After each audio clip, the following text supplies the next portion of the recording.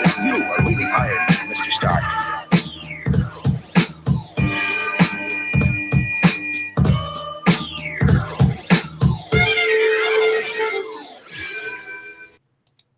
And welcome to another exciting episode of the KLIQ Nation's Comic Book Chronicles.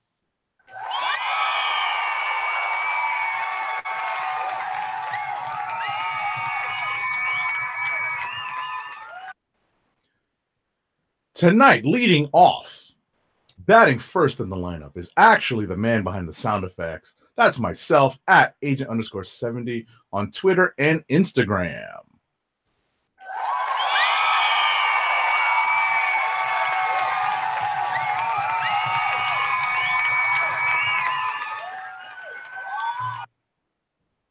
With me tonight is the man who's, while slightly under the weather, is still providing all the news that's fit to discuss over the last, 2+ weeks? 2 weeks. Yep. Well, yeah, I was about to say, at least including the extra day after the last show. He is Roddycat at Roddycat on Twitter. Past slowly dying, but here nonetheless. Show must go on.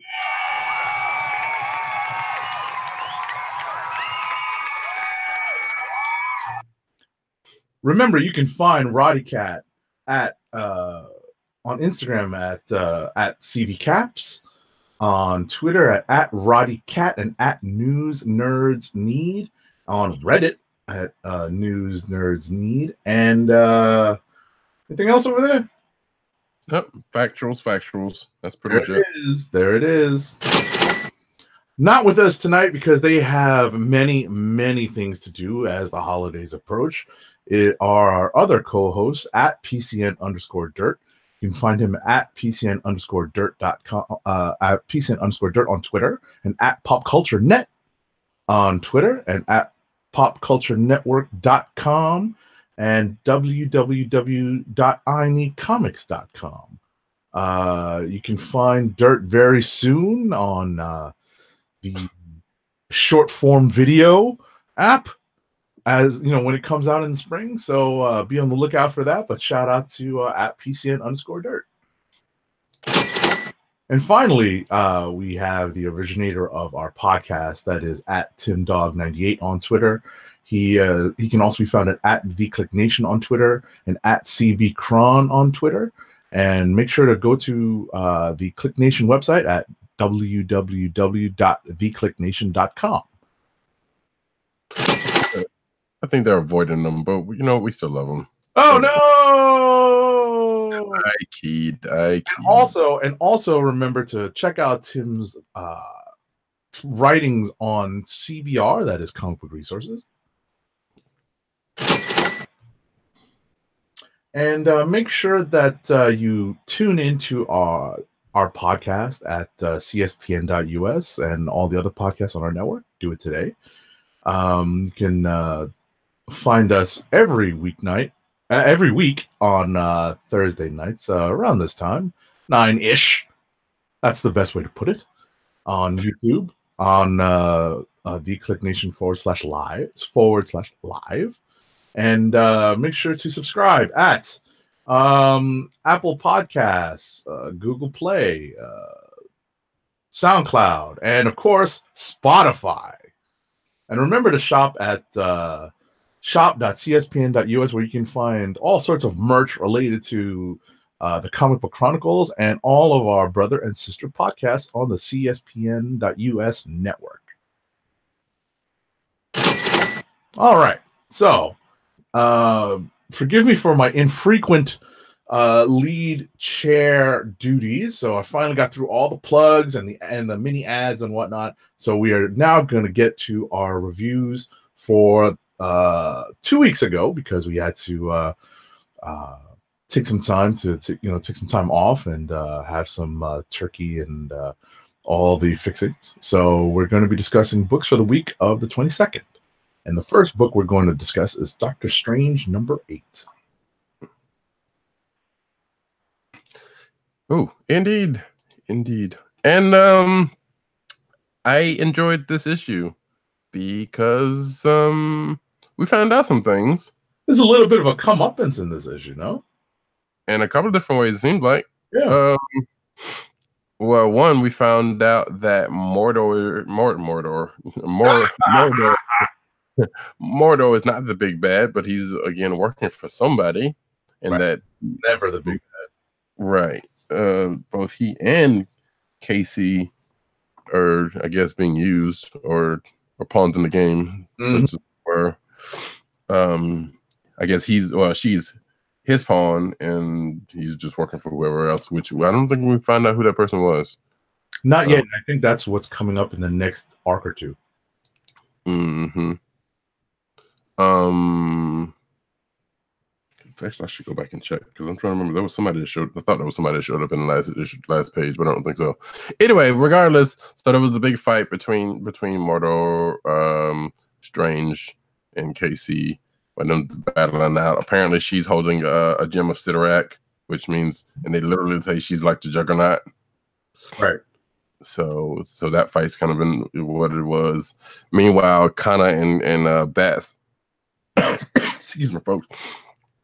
It's gonna be a lot of that, but Kana and Bats were off tooling away in the workshop, and Bats let it slip that that he and Casey had been watching the Doc's exploits out in space, and also let slip that Kana lost her memories, and which made her feel some kind of way, but she still continued to do what she needed to do up until the day was saved. Yes, up until everything was all said and done, and So as things tend to happen.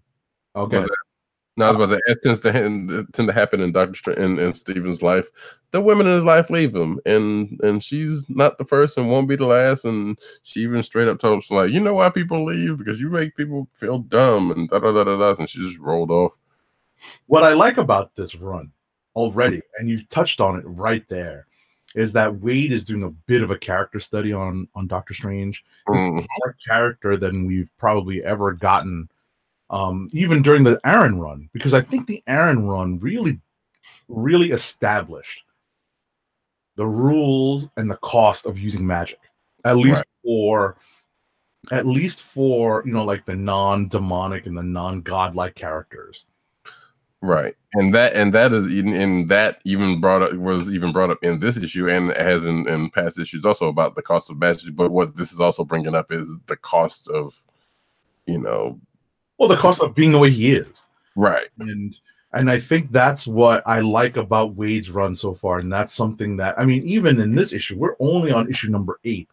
We're already dealing with, and we've already known that that's part of the character's makeup. It's the arrogance. That's why he got to be where he is in the first place, because he gets into the accident because he's a jerk face, arrogant, SOB. Yeah. And that's why his hands get messed up, and that's why he's obsessed with trying to fix his hands and whatnot. And we all saw the movie. So in any event, my point is dealing with the character on different, more substantial levels than that. We all know the superficial, and it's the basic character flaws that he has.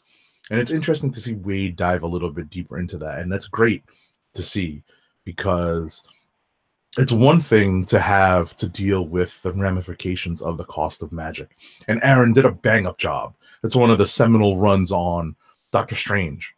That's something that we can actually refer people to and be like, look, if you like this character, here's something to read, because it's a lot of it sets a lot of basic ground rules for just magic in the Marvel U and how Doctor Strange deals with it.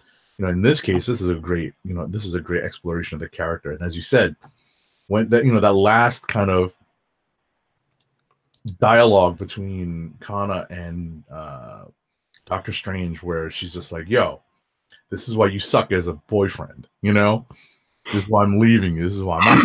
Or just strictly as a person, because you just like everybody around you just want to feel like you make everybody feel like they're stupid because you want to be the smartest person in the room. which is so wild because you never thought that about the character before. Mm-hmm. I mean, yeah, because you know about his arrogance, and there was that, but it's like, yeah, because you know things that other people don't, and that makes you superior, and that gives you power over people. Mm-hmm. So, I'm like, yeah, that's accurate. I mean, it's hard to argue. It's hard to argue. And it's funny that, it even comes up a bit in the story where I think Mordo is talking about all magic has a cost, and he's even and Strange is even talking about how, well, no, it doesn't, not for me, because he's trying to come up with a way around it. Right. As he always has done. Right. With him losing his hands, with almost losing magic and all that and everything else. Right. Now he's got magical weapons that he's creating on his own that kind of helping him to forge and blah blah blah. And it's just and it's like I said, it's an interesting exploration of a character that I think is only we're only touching the surface of what where this character can be, in terms of the depth of his character. Mm-hmm. He's never really been explored to this extent. Right.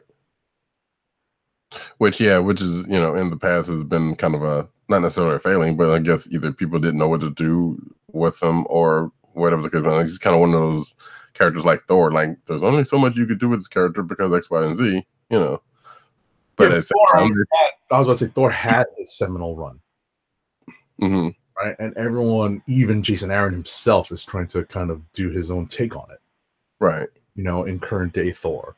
But I don't think Doctor Strange ever had that. Even with Ditko, doing the psychedelic stuff, I don't think he ever got this deep into the character. Right. Like, there've been a couple of good like miniseries and whatnot, and but that did some things, but yeah, nothing to this extent. So right, in the wake of the movie, and you kind of understand why. Mm-hmm. But I mean, I guess if we don't have anything else on Doctor Strange #8, we can move on to our next book. No, yeah, I think we're good on that one. It was a good issue for sure.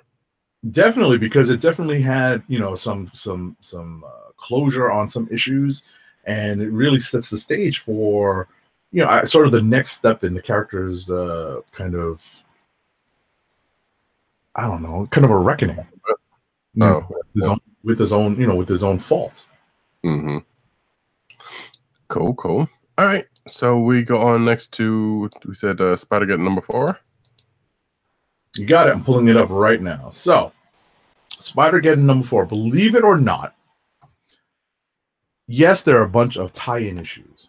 There's these miniseries that are involved in this, and actually the current Ghost Spider regular series is tying directly into Spider-Geddon. But this is actually the penultimate issue of the limited series. It's only 5 issues.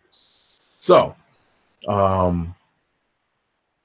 this issue has, there's actually, speaking of character development, this issue has a lot of it. I know people have complained that the lack of Peter Parker in this is kind of off-putting, but ultimately there's so many Spider characters in this that he would be, kind of caught in the midst of the mob anyway. And besides, Peter played a pretty big role in the first one, so it's nice to see the other Spider characters step up. What's funny about this is that it actually picks up in the wake of the end of the Spider-Force limited series, which is not over yet. So there's mild spoilers. Oh, weird. Yeah, it's kind of weird. So we kind of find out what happens at the end of Spider-Force, but it's not obviously the entirety of the story. Right. But ultimately, issue 2 just came out. Mm-hmm. Right. So there's one more issue coming out next month. Mm-hmm. So we kind of get an idea of what happens to at least one of the characters in Spider-Force #3. And that leads to some of the big events in Spider-Geddon #4. But as I've said earlier, I've said it a number of times before, and I'll say it again. One of the big things in this issue, and I'm not going to get into everything that happens because there's a lot of there's a bit of exposition in this because there's a lot of interplay between the characters trying to set up the final confrontations. It's nice to see that that Miles is somewhat center stage on this, and he's kind of maturing right before our eyes. But getting back to what I was saying earlier about what I've been saying ever since the inception of this character, Marvel, Dan Slott, and now these writers who picked up Slott's baton and brought it forward, namely Christos Gage and I guess Dan Slott is this is based on his story concept, but Christos Gage is taking this and run with it. Anyone who writes the Superior Spider-Man, aka Otto Octavius and Peter Parker's body, has done a great job of making you want to punch him in the face. And let me tell you, the ending of this book will make you want to punch him in the face. And you understand why he does the things that he does. Because in the attempt to be heroic, he kind of loses the humanity of it. He's terribly analytical about everything. And you understand, the cold, hard realities of some things that you have to do. But he loses his humanity, and, since he probably never had too much of it in the process. So, at the end of the day, you want to punch him in the face. I'm not going to spoil too much of this. There's still a lot to kind of set up for the last issue. There's something of a cliffhanger, a number of cliffhangers actually in this, and the final cliffhanger is interesting because it has something to do with the Enigma Force, the Captain Universe power. So it's a bit of fun there. Yeah, which kind of have been may have been teased in recent articles about what potentially, and I guess I was right because of that, because it was like, well, that makes sense given what, if you read Solutions or know what's about to come up for Octavius. Right. So, like I said, this is a lot of fun. It's tougher to read if you haven't read Spider-Verse, obviously. But for fans of Spider-Verse, this is definitely a must-read. Cool. Well, that sounds just dandy. Then if you finish with that, then I will get to one of my other books from last week. I only had like 3 anyway. Shuri number 2. Right. I believe you also read, right? Nay. Oh, you did not? Okay. Did not, because it did not show up for me for a while. Well, yeah, we had a 2-week, kind of had a 2-week lag, so a few copies were kind of weird for a second. But, it is what it is. But outside of that, so here we find that Shuri had been conversing with these, not necessarily a council of elders, but a council of women from different villages, who basically are kind of looking after the needs of Wakanda, whether the ruling power is around or not. And it consists of Shuri's mom, Queen Ramonda, and like some women from the different villages. At the end of last issue, they wanted the Shuri to take back the mantle of Black Panther since T'Challa's missing in space, which we will get to that in a few. In space, anyway, right? So she at the beginning of this issue was like, "Nah, I'm not taking it back. I want to forge my own thing. I want to do my own thing." And she gets kind of not necessarily shamed, but the Queen says something that didn't take too well to Shuri about that in kind. But after that's all said and done, she goes off to say that she's going to look for T'Challa in her own way. So she goes off to do that. So Storm shows up to kind of lend a hand because she found out from Ramonda that T'Challa was gone, and that was kind of sweet the way she came in, because that was something you don't really get to see. Well, yes and no. Anyway, she comes in to help. Her and Shuri kind of go and seeks help from another one of T'Challa's exes, because while Shuri is technically savvy, they were thinking that there could be other ways to find T'Challa, even though Shuri made the ship that T'Challa and Eden, aka Manifold, set off in. She's got a chip on her shoulder saying, "Yeah, I can find it myself with my own tech," and and the elders in her ear, and all this kind of good mess. And so they go set off into the mute zone to find this other scientist lady. And they kind of go through those means to try to find Shuri, which ends up having Shuri tap into the powers that she has manifested relatively recently when she came back, basically. The power of the elders and her spirituality, and a tree that, if I told you the name of it, would sound very, very familiar if you aware of any Galactic Guardians out there, let's say, which I've already said too much. My friend Tree. so which ends up because it ends up using her power and an astral projection and this said tree to send her off into space to try to find T'Challa and Eden, which she finds the ship and then gets sucked away and then ends up, let's say, meeting this self-same tree form in a way at the end of the issue. Which is kind of slightly amusing. So, and that's where the book ends. So I guess she's while she didn't find T'Challa and Manifold, she found a couple other people. And again, like I said, gotcha.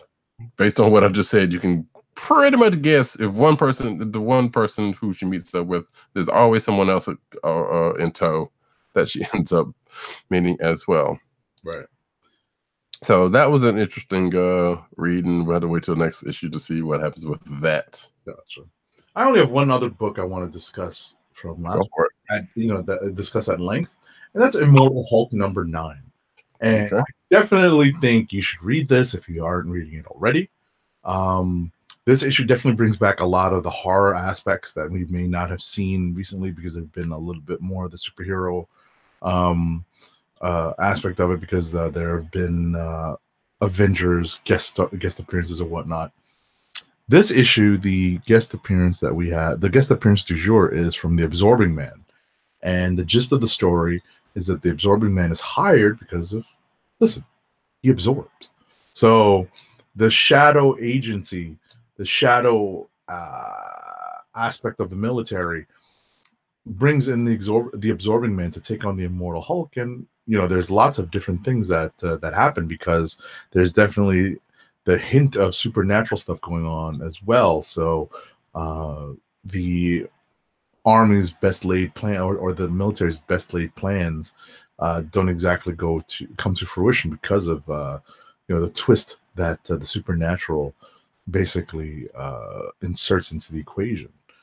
I would say that my biggest gripe with this, I love the atmosphere. I love where there's like a minor twist in it, and you're trying to figure out where this is going from here on in. But my biggest gripe with this is that the last time I remember seeing Crusher Creel was at the end of the Black Bolt miniseries, and he was in a good place. He had just been brought back from the dead, and him and Titania were in a better place. I don't know if recent issues of Thor or Mighty Thor or Unworthy Thor kind of changed that status quo slightly, but because there's an aspect, they drop a hint that Titania is working for Roxxon, and I think that might be a Thor thing from the relatively recent past. But like I said, I kind of remembered Creel and Titania being in a good place at the end of that Black Bolt miniseries. Well, obviously, since the end of that Black Bolt miniseries, we've seen the death of the Inhumans, and lots of bad stuff happened to Black Bolt and his subjects. So obviously, some time has passed, or plenty of things could have happened to these characters since then. So that kind of that sort of no prizes away my my whatchamacallit, my gripe. Yeah, I was going to ask about that because it was like, because when I saw the cover, I'm like, well, wait a minute, isn't he, and I got kind of slightly spoiled about the end because I still hadn't finished that Black Bolt series, about something that happens in that series, and you already touched on it. I did not know he came back though, but sorry, I thought nah, you were reading it. It's old. like I said, that's on me. But no, I didn't finish. I think I started it and I got like halfway into it, and other things came up. So, but regardless, that's what was kind of confusing me when I saw the cover. I was like, wait, I thought he was dead. But then again, it's comics. They don't. Some people don't always say dead. So, interesting. Because actually, this actually brings up something, but we may or may not. Well, we might get to in a minute. I don't know. But I only got one more book to do from last week. I'm actually kind of slightly. If you want to do rapid fire, that's fine. We can move on to. I'm gonna say, yeah, there's only one other book. So,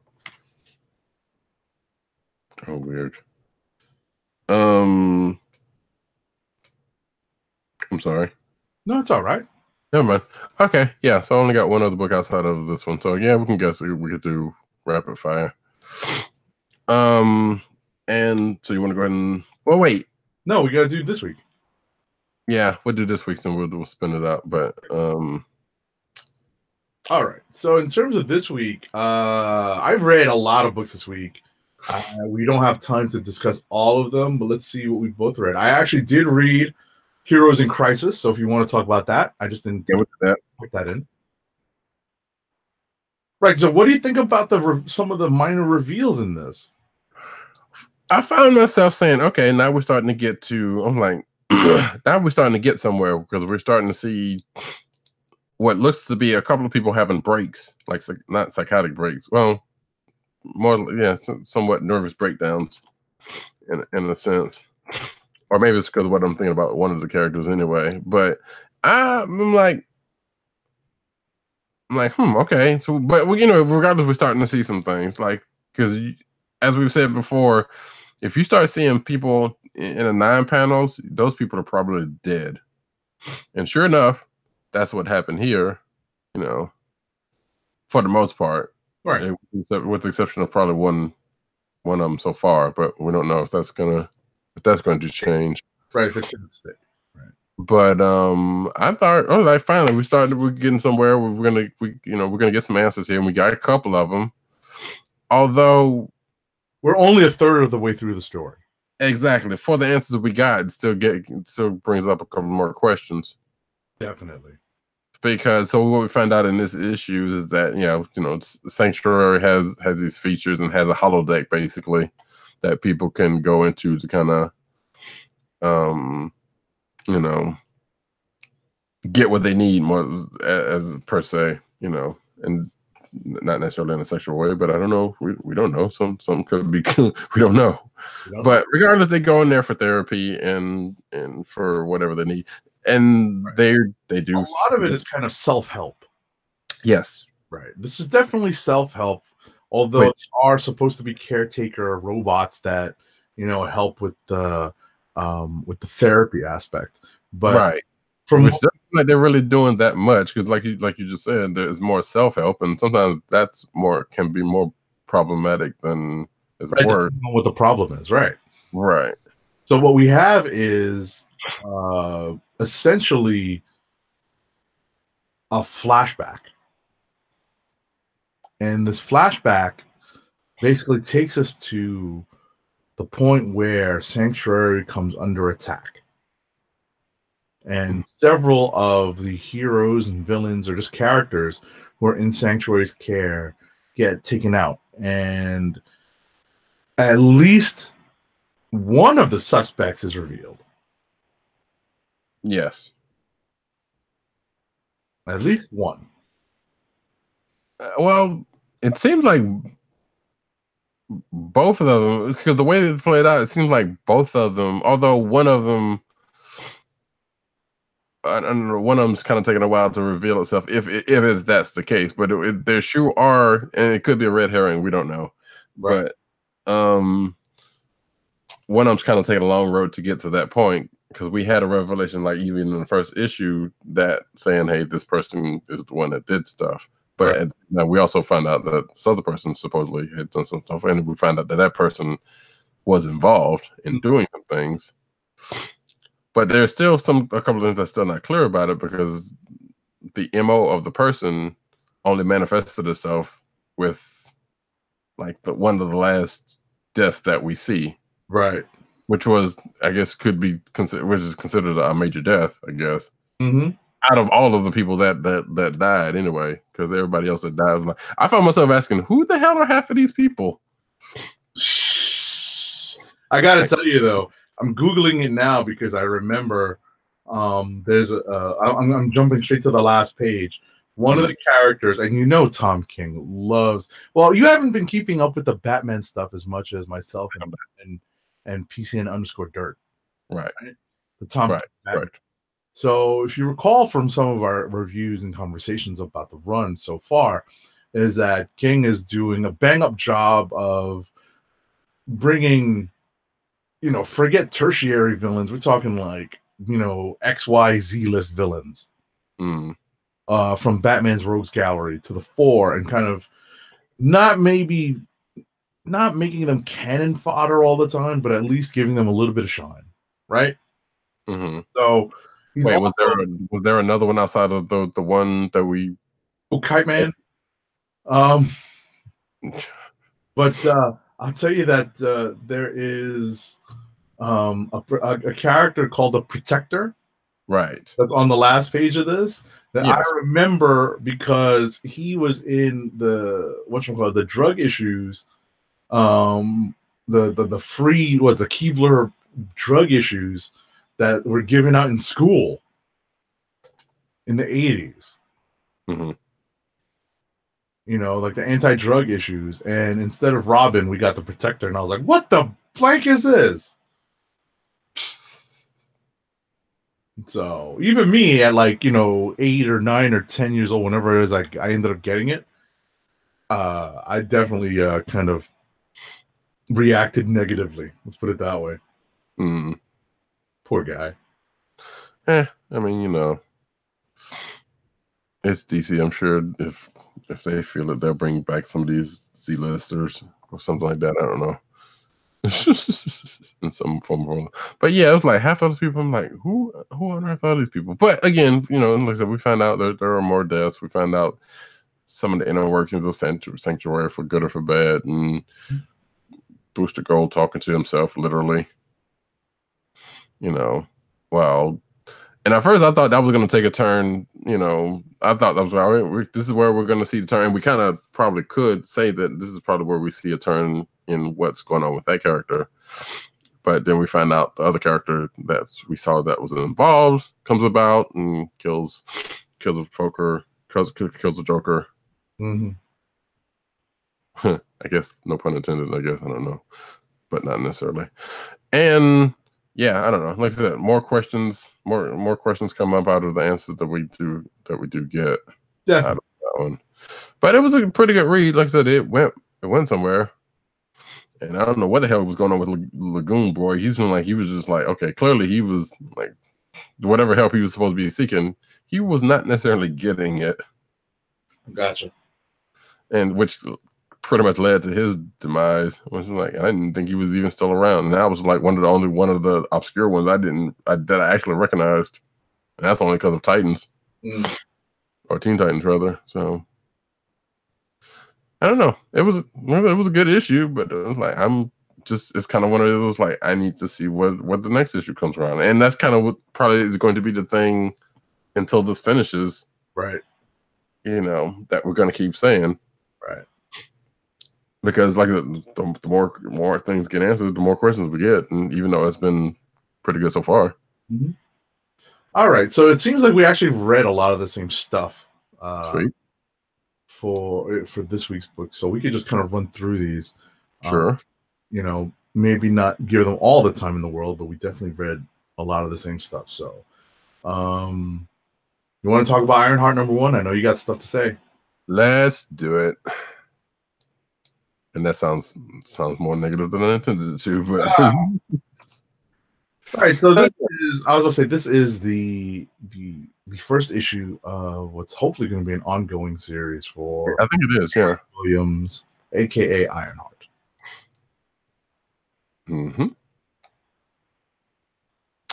Yeah, so we get so this kind of helps, and luckily at the back of the book kind of gives you Rui's timeline to a certain extent, like, you know, when she comes into play, when she becomes a hero, the last run of Invincible Iron Man, when she took a major part because Tony Stark wasn't around. So this kind of goes into that. You don't necessarily have to read this, but that stuff, but you might want to, because there was a part of this that I wasn't aware of. Because, you know, if you know anything about her backstory, which, you know, I've talked about my dislike of that in the past, and to where she gets to, she was at MIT for a minute, and apparently at the interest of this book, she's back there again, and she has her own lab. So that must have happened somewhere in the last run of Invincible Iron Man, I'm assuming. Actually, I think it actually happened right at the end of that. You know, kind of setting the characters in their own, you know, a lot of the supporting characters that were in Invincible Iron Man in a good place. Right. You know, so that they could, you know, start anew. I don't think that necessarily happened at the beginning of Slott's run on Iron Man, because most of Slott's run recently has been dealing with Stark and his new right. It's the focus is away from Ridley. Right. So, which, yeah, like I said, I kind of figured it would have had to have been that instead of the current run, because it's kind of Tony's book by name. Right. And what I was going to say is, and they really haven't had a chance to establish that in Champions either, because they've been on their own hijinks as well. So it's been a lot of high adventure there. So I remember it happening, and it must have been towards the end of the Invincible Iron Man run. Yeah. Regardless of that, like I said, that's probably one of the key bits of information that you would probably, you know, would not have known unless you've been keeping up with that book, you know, with those books, or with that book specifically, because, you know, like you said, just said Champions didn't really talk about that kind of stuff. But like I said, we kind of get caught up, let's say, on the character from her, you know, from her origin, because that gets talked up a couple of different times in the course of the book.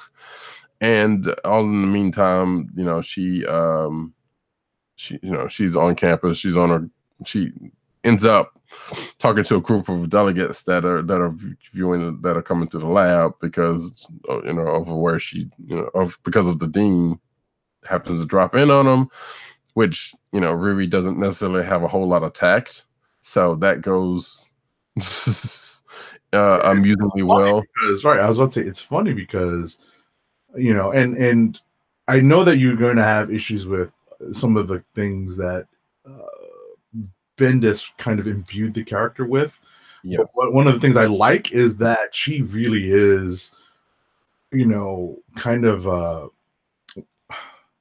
an isolated teenager. You don't have to be a genius to be an isolated teenager. So she does a lot of the things that I think, you know, teenagers that aren't necessarily equipped to deal with social interactions kind of. Right. So it's and I like that, because it's, you know, it's an interesting aspect of the character.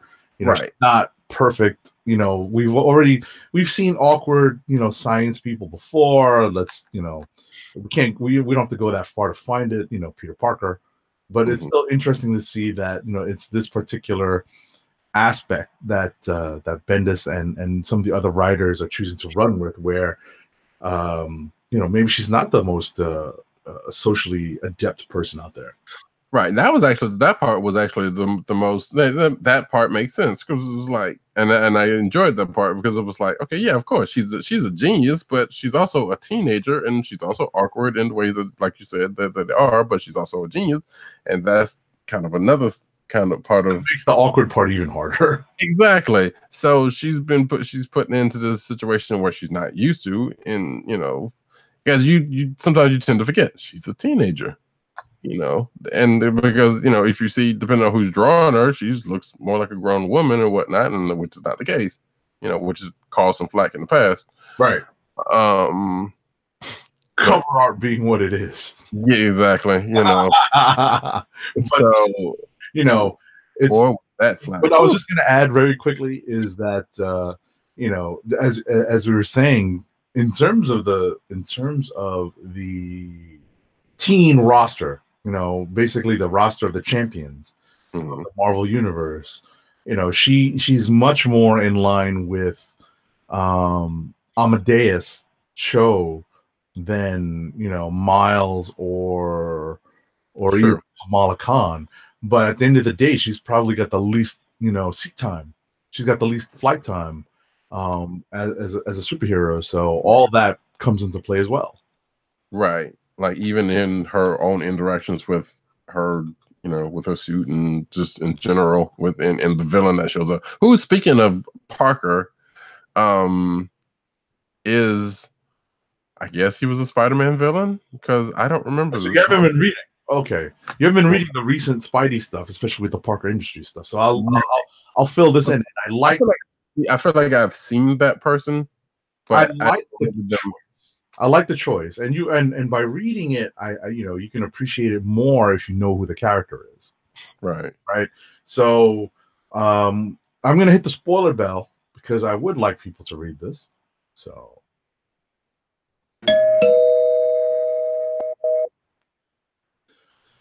the initial bad guy in this issue, in the setup issue for Riri's solo series, is Clash.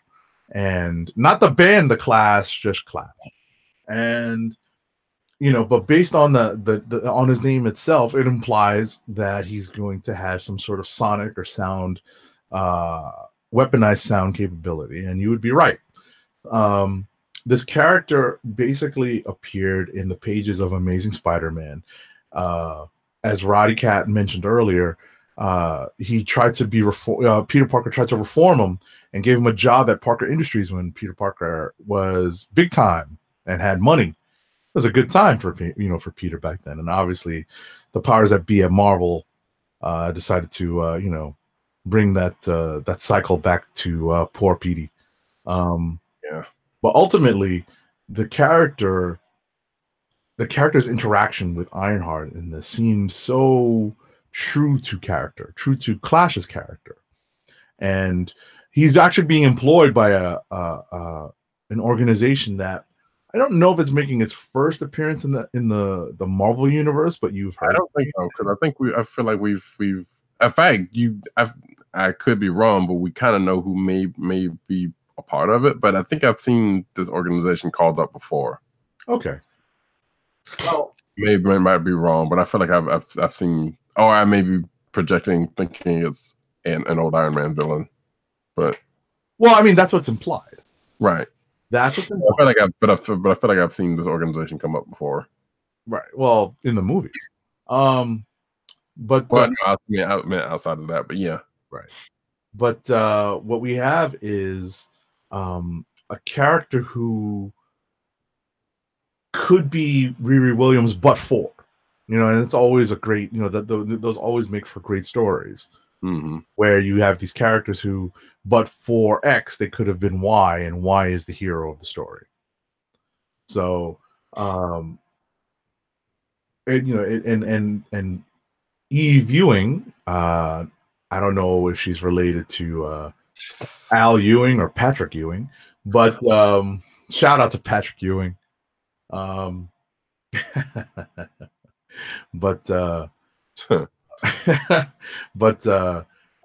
give her a lot of credit for picking this particular character to play Riri off of, and I thought it was a pretty it was a strong idea, and she carried it out, and I'm looking forward to the next issue because I hope that there's additional development of Riri along these lines, because I really liked using this character as an initial foil.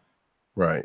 And yeah, that which brings up another thing, because leading up to the start of this book, if you follow Eve Ewing's Twitter, you've seen she's done her homework. She's loving every second of it, and that's what made me enjoy this book as much as I did, knowing that she's put as much into it. Not saying that she wasn't going to do that anyway, but she was like, and apparently she's got some things coming up that's that's going to be just as good. So I'm looking forward to that.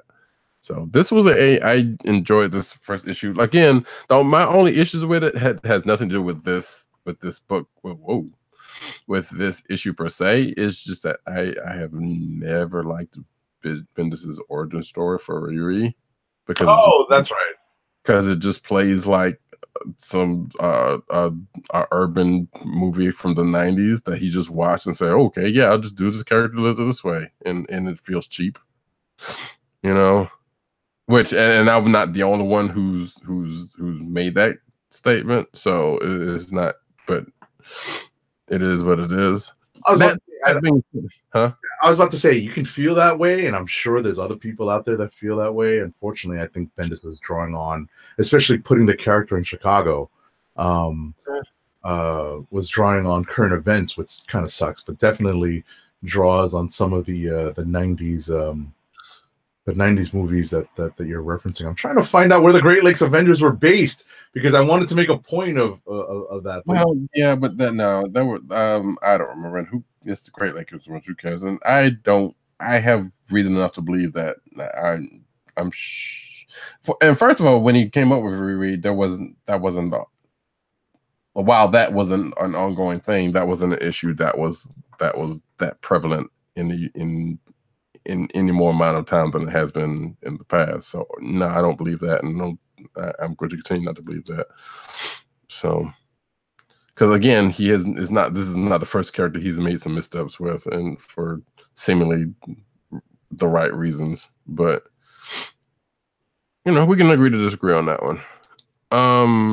But that's it. Like I said, y'all should go check out, if you are a fan of Riri Williams, you should go check out this book. You may or may not want to go back and read Invincible Iron Man, the last run of Invincible Iron Man, and stuff comes to it. Like I said, there's a nice little timeline in the back of the book that'll kind of get you up to speed if you have the means to go back to that route. Because I think they bring up Champions when she joins the team. She bring up when she comes into the previous version of Iron Man. So all of that and leads up to this.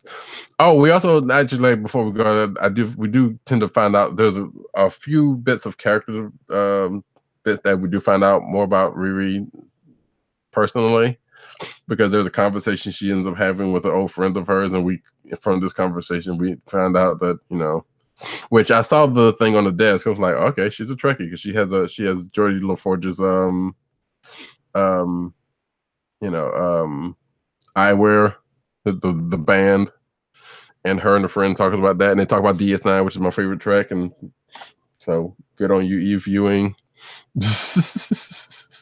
And we found out how big of a nerd that Riri is. Oh yeah. So, and apparently she enjoys Tribe called Quest. So always another plus that we did not know ahead of time. Bully for her. She's right. too young to understand this. But anyway. But it was a good book, and go check it out. Yeah, so let's move on. You got something you want to throw out? Or I'm looking at our list because I think I have a couple of different. Did you read Marvel 211? Yeah, but there's not too much to say about that other than that we finally find out that Rocknakul wasn't as bad as we thought she was. Right. So yeah, let's get into that real quick. Marvel 201 number 12. This is the last issue of this book. It is pretty much giving closure to supposedly giving closure to everything from the beginning, and it kind of does and kind of doesn't, because there's still maybe FF is gonna bring it up. I don't know. I doubt it. But so like Agent 70 said, yeah, we found out that Rachna's not as, which we kind of knew to a certain extent. Like the reason why she was doing the things she was doing was because of her sister, who's in the hospital, who's unconscious, who's in a coma. You know, so we knew that from already going into it. But you know, things happen, and you know, as she says in this book, she's willing to do whatever she could for her sister, which kind of put things in perspective for, you know, the Fantastic Four, because some similar things have played out between them. You know, Johnny gets apologized to, as Ben did in the last issue. They basically come together once again as a family, and it all gets nice and neatly wrapped up. You know, yeah, there's a thing with the Mole Man that just happens to come into play, but that's, you know, that's a side note. But it all just is in service of getting to wrapping up this book, which I feel like in a way is slightly rushed. I'm not sure why. And that there's still some unfinished business that could have been addressed. Possibly with Rachna's sister, but again, I didn't expect that one to be, you know. I did half expect that one to begin to be like, hey, we found a cure, because you know everybody's back, and then Reed fixed her. You know, got her back up. So I don't know if that stuff's going to come back up in FF or not, but it is what it is on that. I was about to say, we're not sure that Reed is fixed yet. So no, yeah, that's what I'm saying. But I figured, you know, well, for them to put a really neat bow on it, that they would have taken care of that in addition to getting their family back to a certain spot. Very quickly, though, what's funny is that at least chronologically, this comes after Fantastic Four #4, which is out this week. And just very quickly on this, we finally have the multitudes of members of the Fantastic Four transported back to Earth after Reed had summoned them all in a last-ditch effort against the big bad from the first 3 issues, whose name I just read but is escaping me at the moment. So essentially, a lot of the issue is the FF kind of catching up with some of the characters that have made up various versions of the Fantastic Four in the past. But then we have the introduction of this new group of characters who are taking up residence in the Baxter building, and it's no spoiler. They're on the cover. They're called the Fantastics, but it's which I feel like they're I feel like it's a take on the DC's Fantastic Four, current Fantastic Four. It was a Terrifics. The Terrifics, yeah. Right. So that said, it all turns out to be, without spoiling it too much, it's a publicity stunt. And these characters are going to be there for a while, because ultimately the FF lets them be after the publicity stunt is exposed. And the new status quo that was revealed not too long ago is going to be that the FF is moving into 4 Yancey Street, which is the building that Ben Grimm lives in. So Reed is going to get to work transforming that into Fantastic Four headquarters. And the final scene is basically Ben laying out a lawn chair on the roof, saying, I kind of miss having some privacy now that the families are back together again. So which leads back into the last couple of pages of Marvel 20112. Right. Gotcha. Okay, so I haven't read Fantastic Four, and I knew halfway through that it was going to tie into FF, because I did not know that's where the tie was. Oh, you know what? Actually, I think I crossed over Brainwaves, because I think that was the ending of. That was the ending of Fantastic Four. That was the ending of one. Right. But no, the ending of Fantastic Four is them moving into the building.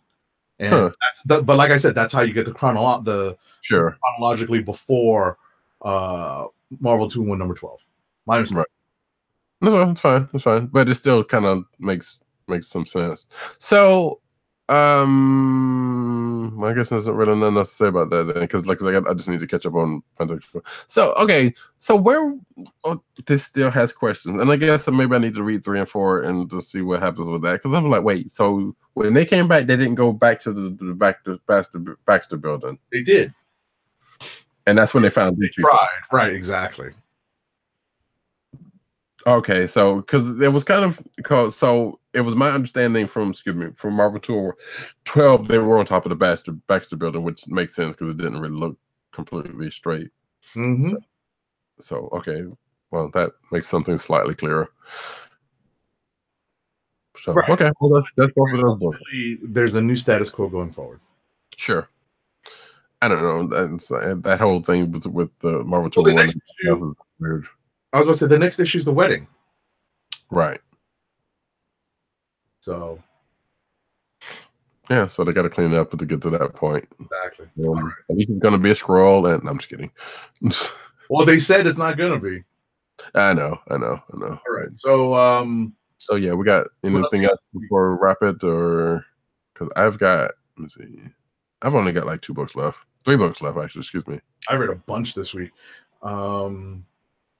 Did you read? Well, no. Oh yeah. Black Panther number 6. We both read that.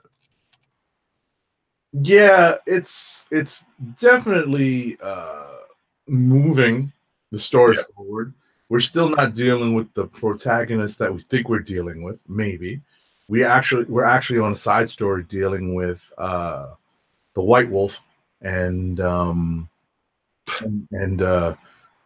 who's actually found himself in a side Venom story. Yeah. Which again, not the first time. Well, not again, but not the first time in recent history that Venom and Black Panther has merged together, because Shuri author Nnedi Okorafor did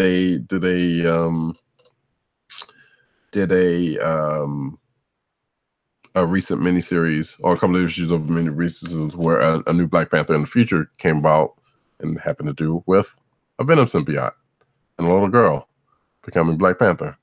So, not the first recently, which I thought it was kind of weird to show up here again, but yeah. So apparently, Ninjaka, I want to say AKA Killmonger, but I don't know why I want to do that. But regardless, the Emperor of the Wakandan Empire is seeking more power, so to speak. And apparently, we find out in what seems to be a long con from Coates, is that when the Wakandan gods left Earth, which apparently they actually did, and because we wasn't sure where that storyline was going, they actually went out into space.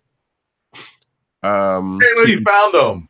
Yes, and we found them in the Wakandan Empire out in space.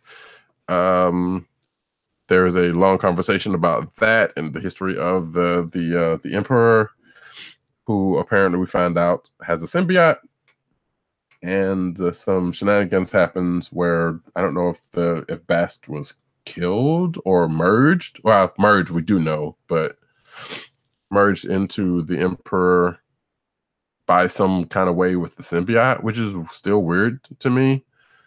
But the Emperor got a power upgrade. And I guess this is where the part of that long con that Kosas may or may not be doing is coming to. So where this goes from here, we don't know. But apparently this is going to start a new arc after this, now that he has his upgrade. And I guess we're going to go back to T'Challa, quote unquote. Actually, it's pretty much safe to say that that is actual T'Challa. I think we know that now, because we know he and Eden went out into space. We know, even though he doesn't have his memories, that's him, because he's having memories of people back home. We know Shuri's looking for him based on Shuri number 2 that we talked about earlier, and she finds the ship, and apparently finds I don't know if she finds the wormhole, but whatever she found that put her in her recent predicament may or may not. I doubt that is these two books will merge at any point. But regardless, we pretty much know enough to know, hey, this is A, B, and C. So wherever this next arc is going to go, which apparently is going to have a new artist until Acuna comes back in issue 13, is going to be going somewhere different. So buckle up. It's going to be a long ride too, but we do have some answers. It's a long. Yeah. Which, I mean, again, like I said earlier, sometimes it's good to enjoy the journey. Like I get wanting, like it just kind of seems a departure from the stuff that's went on in the last volume. It's a long ride. It was actually nice to see things that I recognized. Right. So, the Wakandan gods. I remember this. Right. I'm like, wow, yeah, because I said the same thing. I'm like, he actually brought that back into play. All right, cool, good. All right. So at some point, things are going to start, tying back in. Right. So now I'm actually really curious as to how he plans to stick this in, either bring it back to where it was or do something with what's going on here. So all right, that is that. All right. So I guess I'll spin up the canon and we'll do rapid fire and everything else, right? Unless we want to talk about in depth. Nope. All right. Here we go. So we'll start it up and we'll do last week's first, and then we'll jump to this week's. Mm-hmm.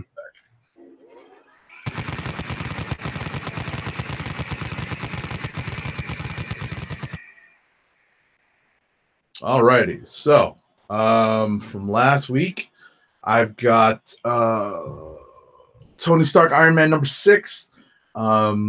There's some bad stuff going on in this new virtual reality that Tony Stark is trying to sell to kickstart profits at his new company, and obviously things go badly very quickly. There's been some insider, some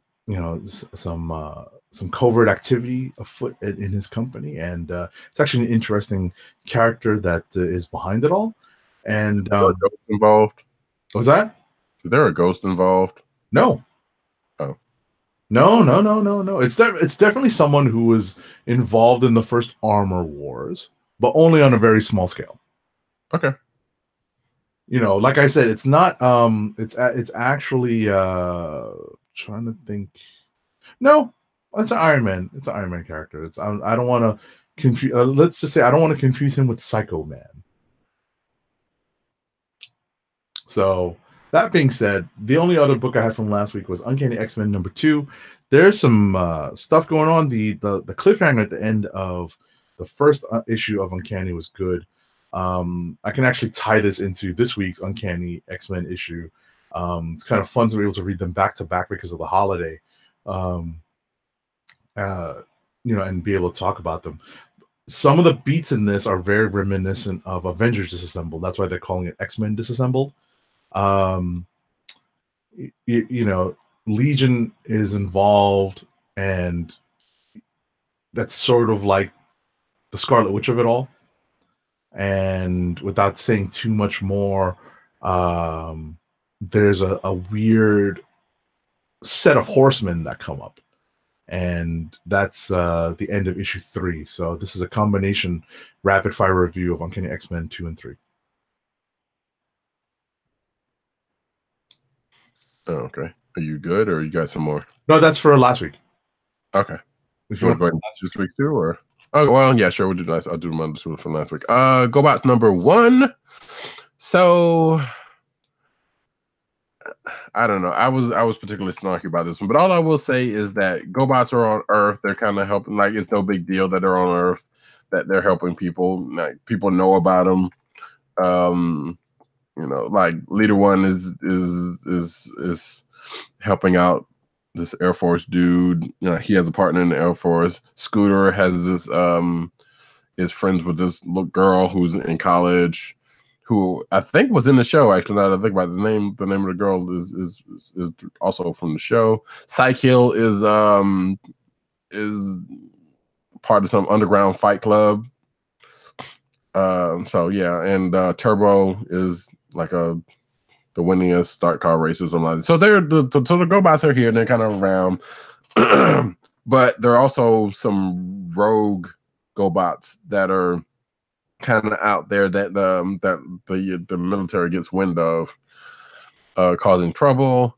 Kind of find out that no surprise, Cycle's a part of, and who want to eventually take over the Earth. That's pretty much the short straw of it. But I don't know. The whole thing felt like like Tom Scioli did the last G.I. Joe versus Transformers miniseries, and the art was distracting enough to where I think both PC and _Dirt and I really couldn't read it. I don't know if he actually went back and read it or not, but it looks like Scioli, who wrote and drew this and that, his art looks a lot cleaner in this one, so that's slightly a plus.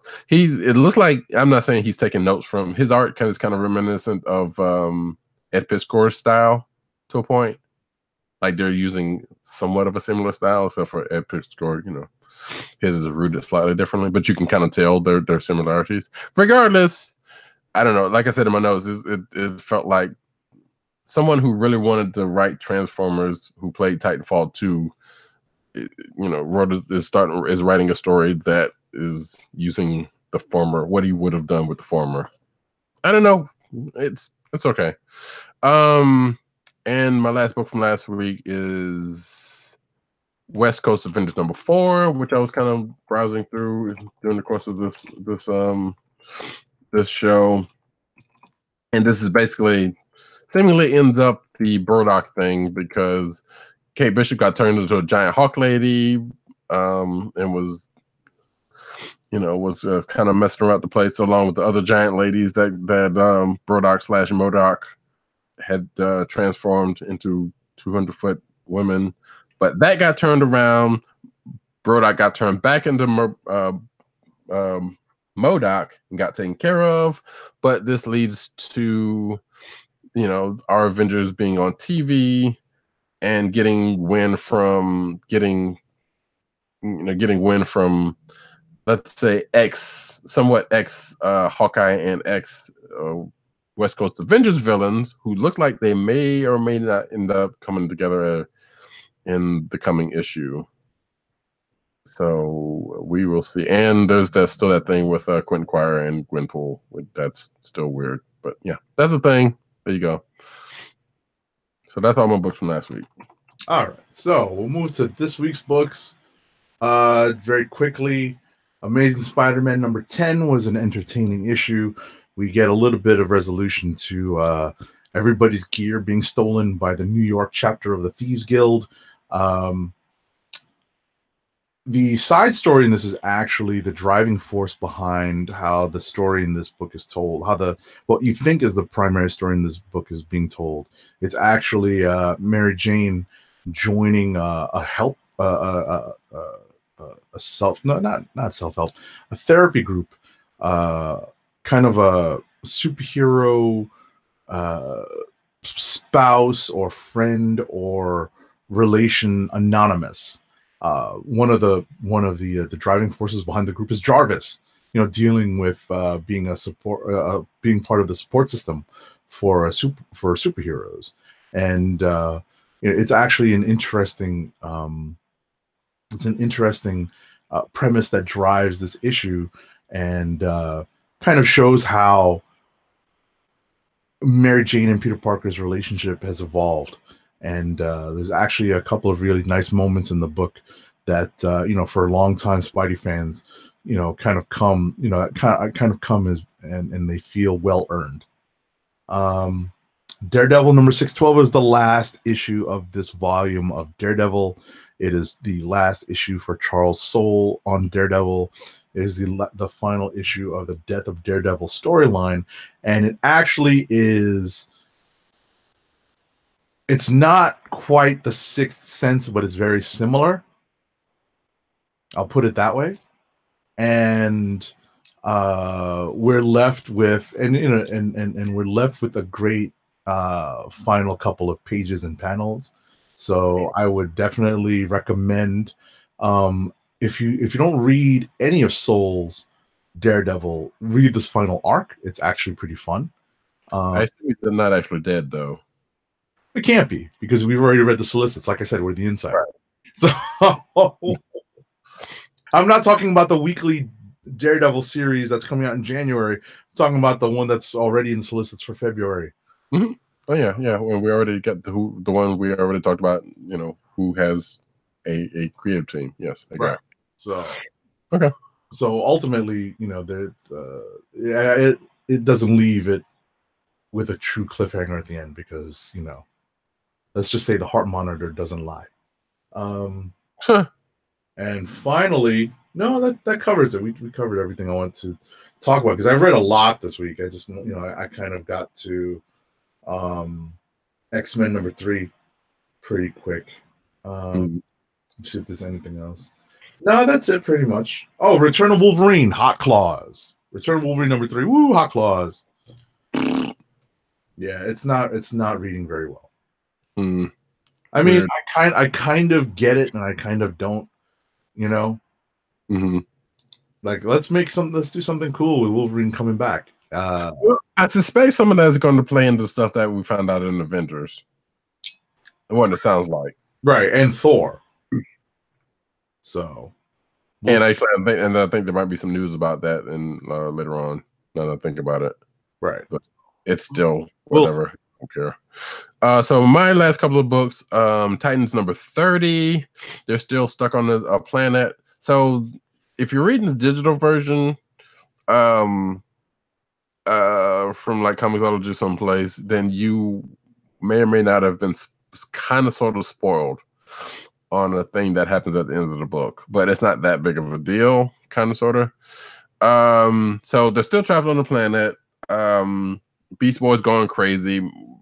Miss Martian turned into a white Martian because she's so weak that she couldn't maintain her form. A whole bunch of secrets, well, not a whole bunch of secrets, but a couple of secrets came out, aka Miss Martians, excuse me. Because apparently, if you've watched Young Justice, that was a thing. I could have sworn in DC comic book proper that has come out before, so I don't know if this is the first time this has come out since Rebirth or at all. Now that I think about it, because I know this has come up before in the past, but it is a thing. Regardless, some things come out. Donna finally tells the crew about Roy dying, but they still don't know about Wally apparently. And apparently, and I haven't been reading Green Arrow, so apparently, the funeral, Roy's funeral has already happened, and I know they're gonna do something with Wally's soon. And that keeps coming up, I know, but it is what it is. And especially with Heroes and Crisis kind of bringing up Wally and what happens to him. So that's the thing, but they're still out in space, like I said. Things kind of get moderately back to order, or at least not back to order. They get to scrounge around for things, and then they end up meeting up with a Green Lantern at the end of the book because of the beacon that they set off. Guess which lantern it is, though? Come on, take a guess. Kilowog. No. Kyle Rayner. Oh, he's still alive? Apparently, exactly. I said the exact same thing. Exactly. Because last time we saw him was the Mega Man, I believe. Unless he's been floating around somewhere. But I was like, wow, I hadn't seen him in a minute. But yeah, they meet up with Kyle Rayner, so I guess they're gonna have adventures with him. That's fine. So. Or he's going to probably help them get back to Earth or something like that. And I think the last book I have, real quickly, is Darth Vader #24, in which Darth Vader, the person, the Sith that made Darth Vader's castle, betrayed him, but not before Vader and his troops get under siege by the inhabitants of Mustafar, who takes out most of the stormtroopers and whatnot, but don't take out Vader, but then get dealt with by Vader. And like I said, then Vader goes to deal with the Sith that betrayed him. He deals with that, and then the secrets of the doorway that is opened up because of the dark side of the Force. Mumbo jumbo gets revealed, and now Vader, who gets chopped up in a similar way, who has a couple different familiar moments from his past. Things get chopped off. He gets lava covered, left, that kind of stuff, but doorway opens, and now he's going to go through it, and we'll see what happens after that. And that is that. We're done with the books. So we're coming up to Clicks of the Week. Mm-hmm. And we start off with the books from last week, which is, we don't have, I'll go ahead and say mine from last week was Dr. Strange number 8. Okay. Because that was a good book. And we don't have any from Tim or Dirt from last week. So you got one? I'm going to go with Spider-Geddon number 4. Because once again, they make me want to punch out Otto Octavius. Which is not that hard of a feeling. I get it. And for this week, we did get one from Tim, which was Amazing Spider-Man number 10, which I think he said was on the book he read anyway, but still. It's a little tougher. There's a lot to pick from. Kinda. I don't know. I'm gonna go with Daredevil number 612. I liked it. It was good. It was good. I really liked. I was a big fan of the minor Sixth Sense twist at the end. Although I'm sure there's more apropos comparisons out there. Yeah, well, if Daredevil sees anything, it's dead people. And we didn't get anything from Dirt. For myself, I think I will go with I don't know. You're right. This is a slightly tougher one. I think I might go with Ironheart number 1. I did enjoy Heroes in Crisis a good bit for the little bit of action and whatnot, or for a little bit of what we did get in that one. I'm not going to say just strictly action, but Ironheart number 1, it's good stuff. All righty. So we finished our reviews. We're up to our first ad read of the night. Our first ad read of the night is for Blue Apron. Blue Apron's meal delivery service provides fresh ingredients and incredible recipes delivered weekly to your door. Skip the grocery store and make incredible meals at home with Blue Apron, always shipped free right to your home. And now the listeners of the Comic Book Chronicles can get $30 off your first Blue Apron order. To place your first order with $30 off and to help keep our show free for you, go to our network website at cspn.us. That's cspn.us. Then click on the Keep Our Podcasts free link at the top of the page. From there, scroll down to the Blue Apron link and sign up for your first order. Blue Apron through cspn.us. Do it today. And now we go into the news.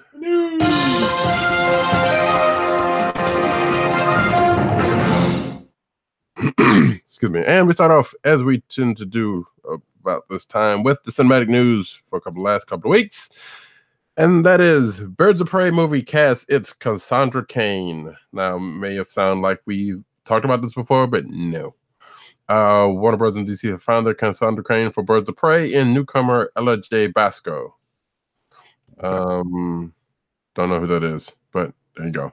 Not me. Yeah. Wonder Woman 1984. Gal Gadot shares fight training video online. Excellent. That movie and her is shaping up. Boom, boom. See, Aquaman a week early in the US thanks to Amazon. And I will go ahead and say that I have taken advantage of this thing. So what it is if you have Amazon Prime specifically, there is a link. You can Amazon.com ADLP/Aquaman movie that will take you to a site on Amazon. You can order tickets, but not only you can order tickets for a screening of Aquaman that is a week early from when it releases. In fact, it's going to be on the 15th of it releases on the 21st. The screening is on the 15th of December, which is a Saturday. So you can order tickets there if there's still some available in your local area. The screening is at 7:00 p.m. and it's at 1,000 movie theaters. But you can it's actually kind of interesting because you can buy the tickets there, you can buy your concessions there also, and pick your seats. So I don't know if, again, at this point, like this was from like a week or two ago, so it's from the 19th, so it wasn't that long ago, but still. It may or may not still be available. You can go check if you're interested. Shout out to Classic Materia. Of course. Because I know he's a big Aquaman fan. Of course. So next up. Oh, it's actually showing it's actually showing near me. Oh, nice. Look at that. A couple of theaters. Yeah, so I've got a choice. Nice. So it's not necessarily a movie protocol call because it's on a Saturday, but obviously it's going to be a week prior to the actual release. So right, and then we'd have to all keep our big fat trap shut. By the way, the Great Lakes Avengers were based in Milwaukee, Wisconsin. That's why. There we go. Yeah, I knew it was someplace. That's why nobody remembers. Yep. All right. Next up. Shout out to the Brew because I do know some people from Milwaukee. So. Next up, Mary Poppins. Actual Mary Poppins star Andrews was cast in Aquaman, and now her role has been revealed. She has a voiceover role. Mm-hmm. She's playing the voice of Carathan, I guess, a mythical sea creature that helps Aquaman negotiate peace between Atlantis and the world above. Okay. And apparently she's done a little bit of voice work before, which, yeah, sure. She's Mary Poppins, y'all. Next up, the New Gods, Ava DuVernay signs multi-year TV deal with Warner Brothers. Good for her. Get that work, Ava. So writer, director, producer Ava DuVernay has signed a multi-year and multi-genre overall TV deal with Warner Brothers Television Group, according to Deadline. DuVernay, who produces under her Forward Movement shingle, will reportedly receive roughly $100 million. Whatever. She's get that money, girl. So she's also doing a New Gods movie, which we've already talked about in the past for DC. We will see if it comes to fruition. We always have to take this stuff with a grain of salt. True, but it seems like if they're going this far with it, I feel like this one's probably coming because I know there was supposed to be a couple of them in development, but this one seemed like this one might have some legs. Anywho, the only reason why I say that is now that she's got TV. TV actually comes out quicker. That's true. It's kind of interesting to see if it's going to take a more circuitous route to getting made and released if she's got this TV stuff that's on her plate as well. Mm-hmm. Death of Superman, Reign of the Supermen receiving a theatrical release. So the animation film is going to be released in theaters in January 2019 in a 2-day double feature event in select cinemas. Yes, Sunday, January 13th, Monday, January the 14th, with both films being screened in succession. And you can go to Fathom's website for tickets because apparently that's already a thing. Or if you've already bought, well, never mind. If you already bought the Death of Superman DVD, you can go out and just see the new one when it comes out. On the big screen, right? Which I'm not sure. Now that I think about it, it's on DC Universe. If you have that too, I believe it's on. I might be wrong about that. Regardless, Young Justice season 3. Speaking of DC Universe, trailer teases Apocalypse, announces premiere date. So Young Justice Outsiders season 3 is going to come January 4th, 2019. Speaking of which, the Young Justice Outsiders is getting an official trailer. Yep. Yeah, that's Gotten an official trailer. Yeah. Right. That's pretty much what I did. Yeah, same story. Yes. So next up, Supergirl cast John Cryer as Lex Luthor. Wait a second. Yes. Ducky, folks. Ducky is going I was to about be. to say what? You know what? So when this came out, I saw this and I'm like, they're casting Ducky from freaking Pretty in Pink as Lex Luthor, also from 2.5 Men, sure, whatever. But Ducky. But then I thought about it. It's like, you know what? I can see Ducky making a heel turn as wrestling folks, and I hurt myself for even saying that. But I can see Ducky going full super villain, but that's still weird. So yes, he's going to be the Lex Luthor on Supergirl. I'm actually going to catch up and see that happen. Okay. Yeah, Ducky, folks. Next up, you got next. Yep. Ruby Rose's Batwoman arrives in new Arrowverse crossover image. So yeah, we now have an image of Ruby Rose in the Batwoman costume, thanks to Entertainment Weekly, I guess. So yeah, it looks good. Hey, looks like Batwoman costume. Yeah, it definitely looks like Batwoman. That's that's one of the more authentic looking costumes. Mm-hmm. So, and again, I believe that crossover happens in next week. Next week, actually. So stay tuned if you're caught up. So Stephen Amell recently met with Smallville with the what is it, the 3 Smallville stars? Oh no, I don't know 3 of them. No, I think it was just 2 of them. It was Tom Welling and Michael Rosenberg. Right. That prompted some speculation of a crossover between the old CW and the new CW. Except for it's if you're looking at the picture that is on the video, it is him in his office for his wine, Knocking Point wines. So it could be more along the lines of teasing something for that, and not anything Arrowverse related. But it is still kind of funny that Arrowverse, that Stephen Amell does kind of come out here when certain things Arrowverse related comes out. I'm like, wait, does he have EP shares or something? Which maybe does. I don't know. Because right.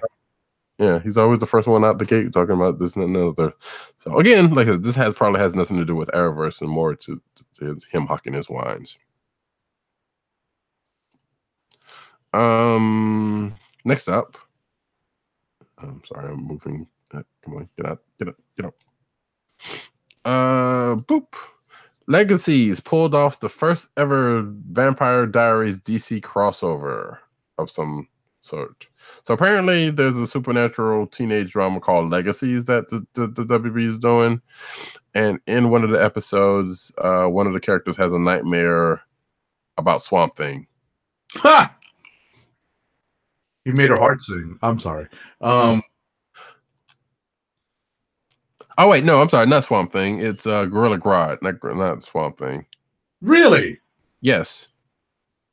So, and apparently this is, according to the quote here, we want an MG, I don't know who the character is, but to have a nightmare about a monster from the comic books he was reading. So we asked Greg Berlanti and DC Universe if we could borrow, quote unquote, Grodd.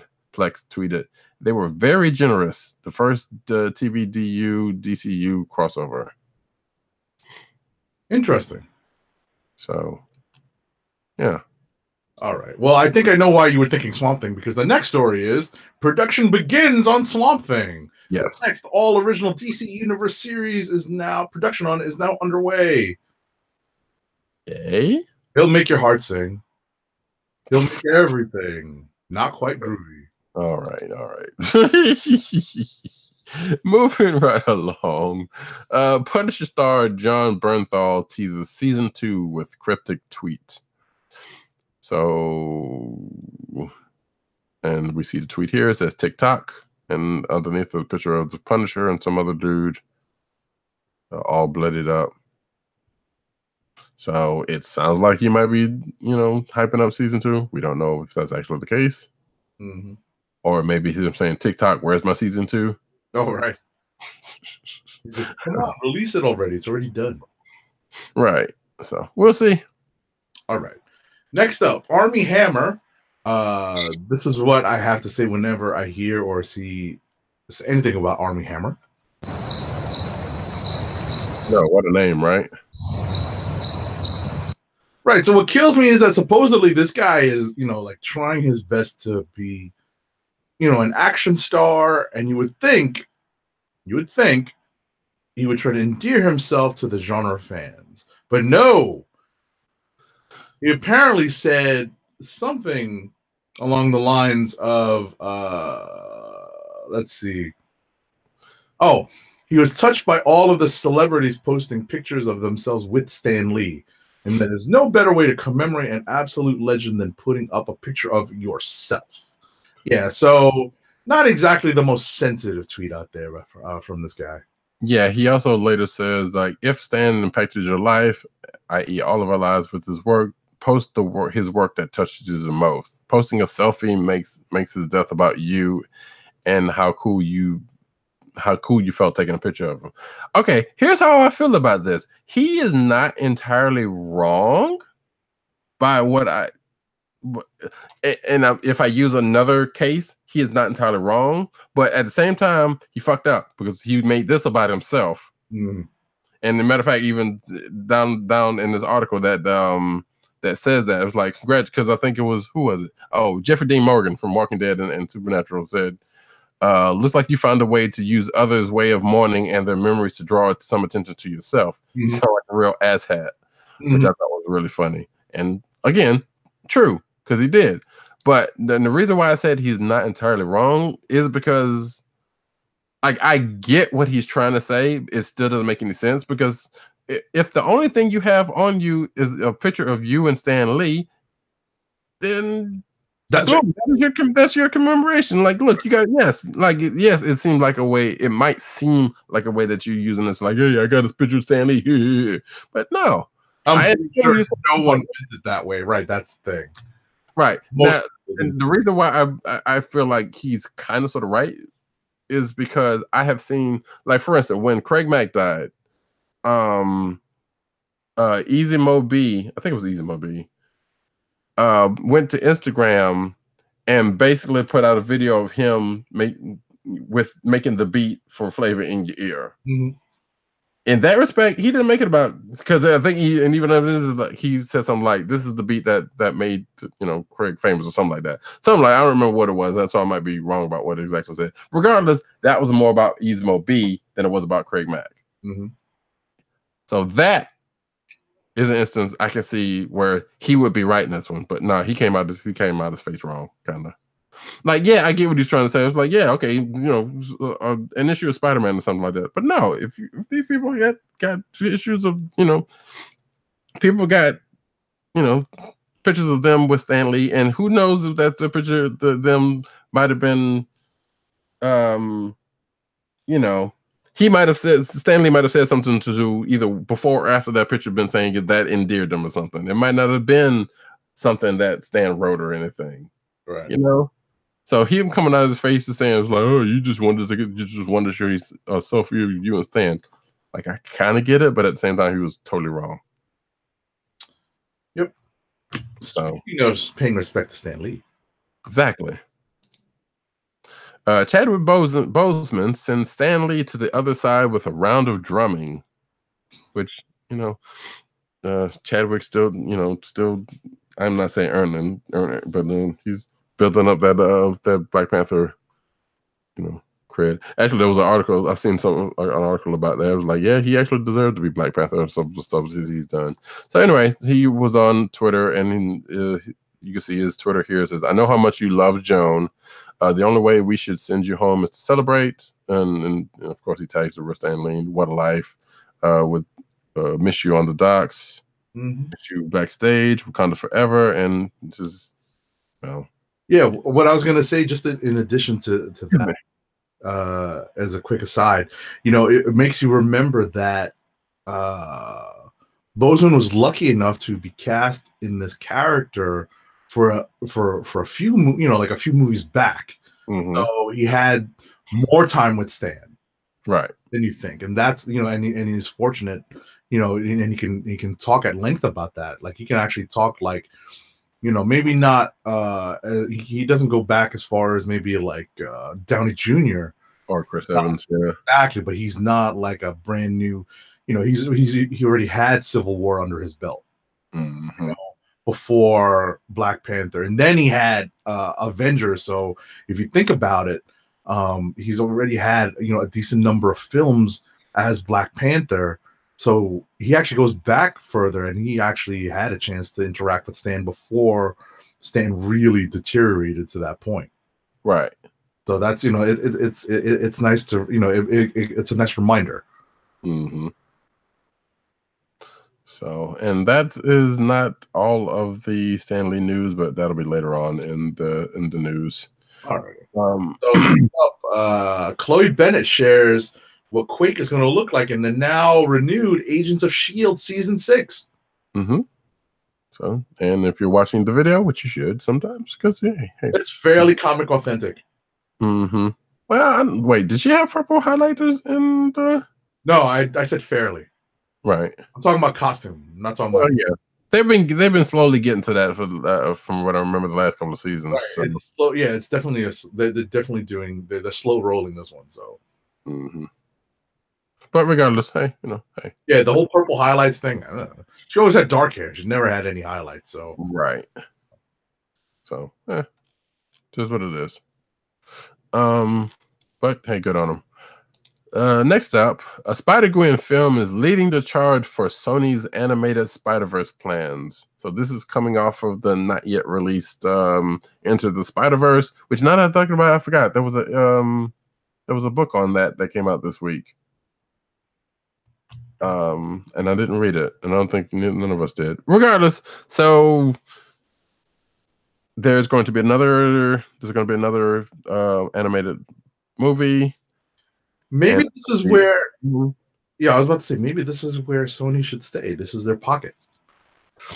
You know, maybe they should leave the live action stuff to Marvel proper. Maybe. I mean, we'll see. Like I said, I've been seeing, you know. Well, there's positive. I don't know if you have anything in the news, but there's been positive reviews so far of. I didn't put it in the news, but that's what I was getting to. Yeah, I've seen positive things about the Into the Spider-Verse movie that's coming up, and I can't wait to see it. And in fact, I almost went to mute it because I was like, I don't want to see that. I just want to see the movie. So no, but ultimately, like I said, maybe this stuff is Sony's pocket. You know, they don't. You know, so long as they don't bogart the entire license and tell Marvel to go suck it when it comes to the live action stuff, maybe this is the pocket they need to stay in. Maybe. I mean, I'm pretty sure they're going to inhabit it one way or the other. You know, when it comes to budgets, obviously this is less. You know, they don't necessarily have to blow it out every time. They don't have to worry about casting all the time. Well, I mean, they do to a point, but yeah, not live action. Well, I mean, exactly, not live action casting. Right. But yeah, I mean, like I said, we'll see. I feel fairly certain that Into the Spider-Verse is probably going to do well, and I think they've been seeing this ahead of time. That's why they're going along with these plans. So, but apparently this, see, the spinoff based around Gwen Stacy, the radioactive Spider-Gwen, the movie will, like Spider-Verse, include multiple spider heroes, but this time they'll all be female. Nothing's been confirmed yet, but how the reporter suggests Madam Web, Spider-Woman, aka Jessica Drew, possibly, although technically Gwen goes by that moniker. Yeah, Spider-Girl, who could be any number of either, could be Mayday to Anya.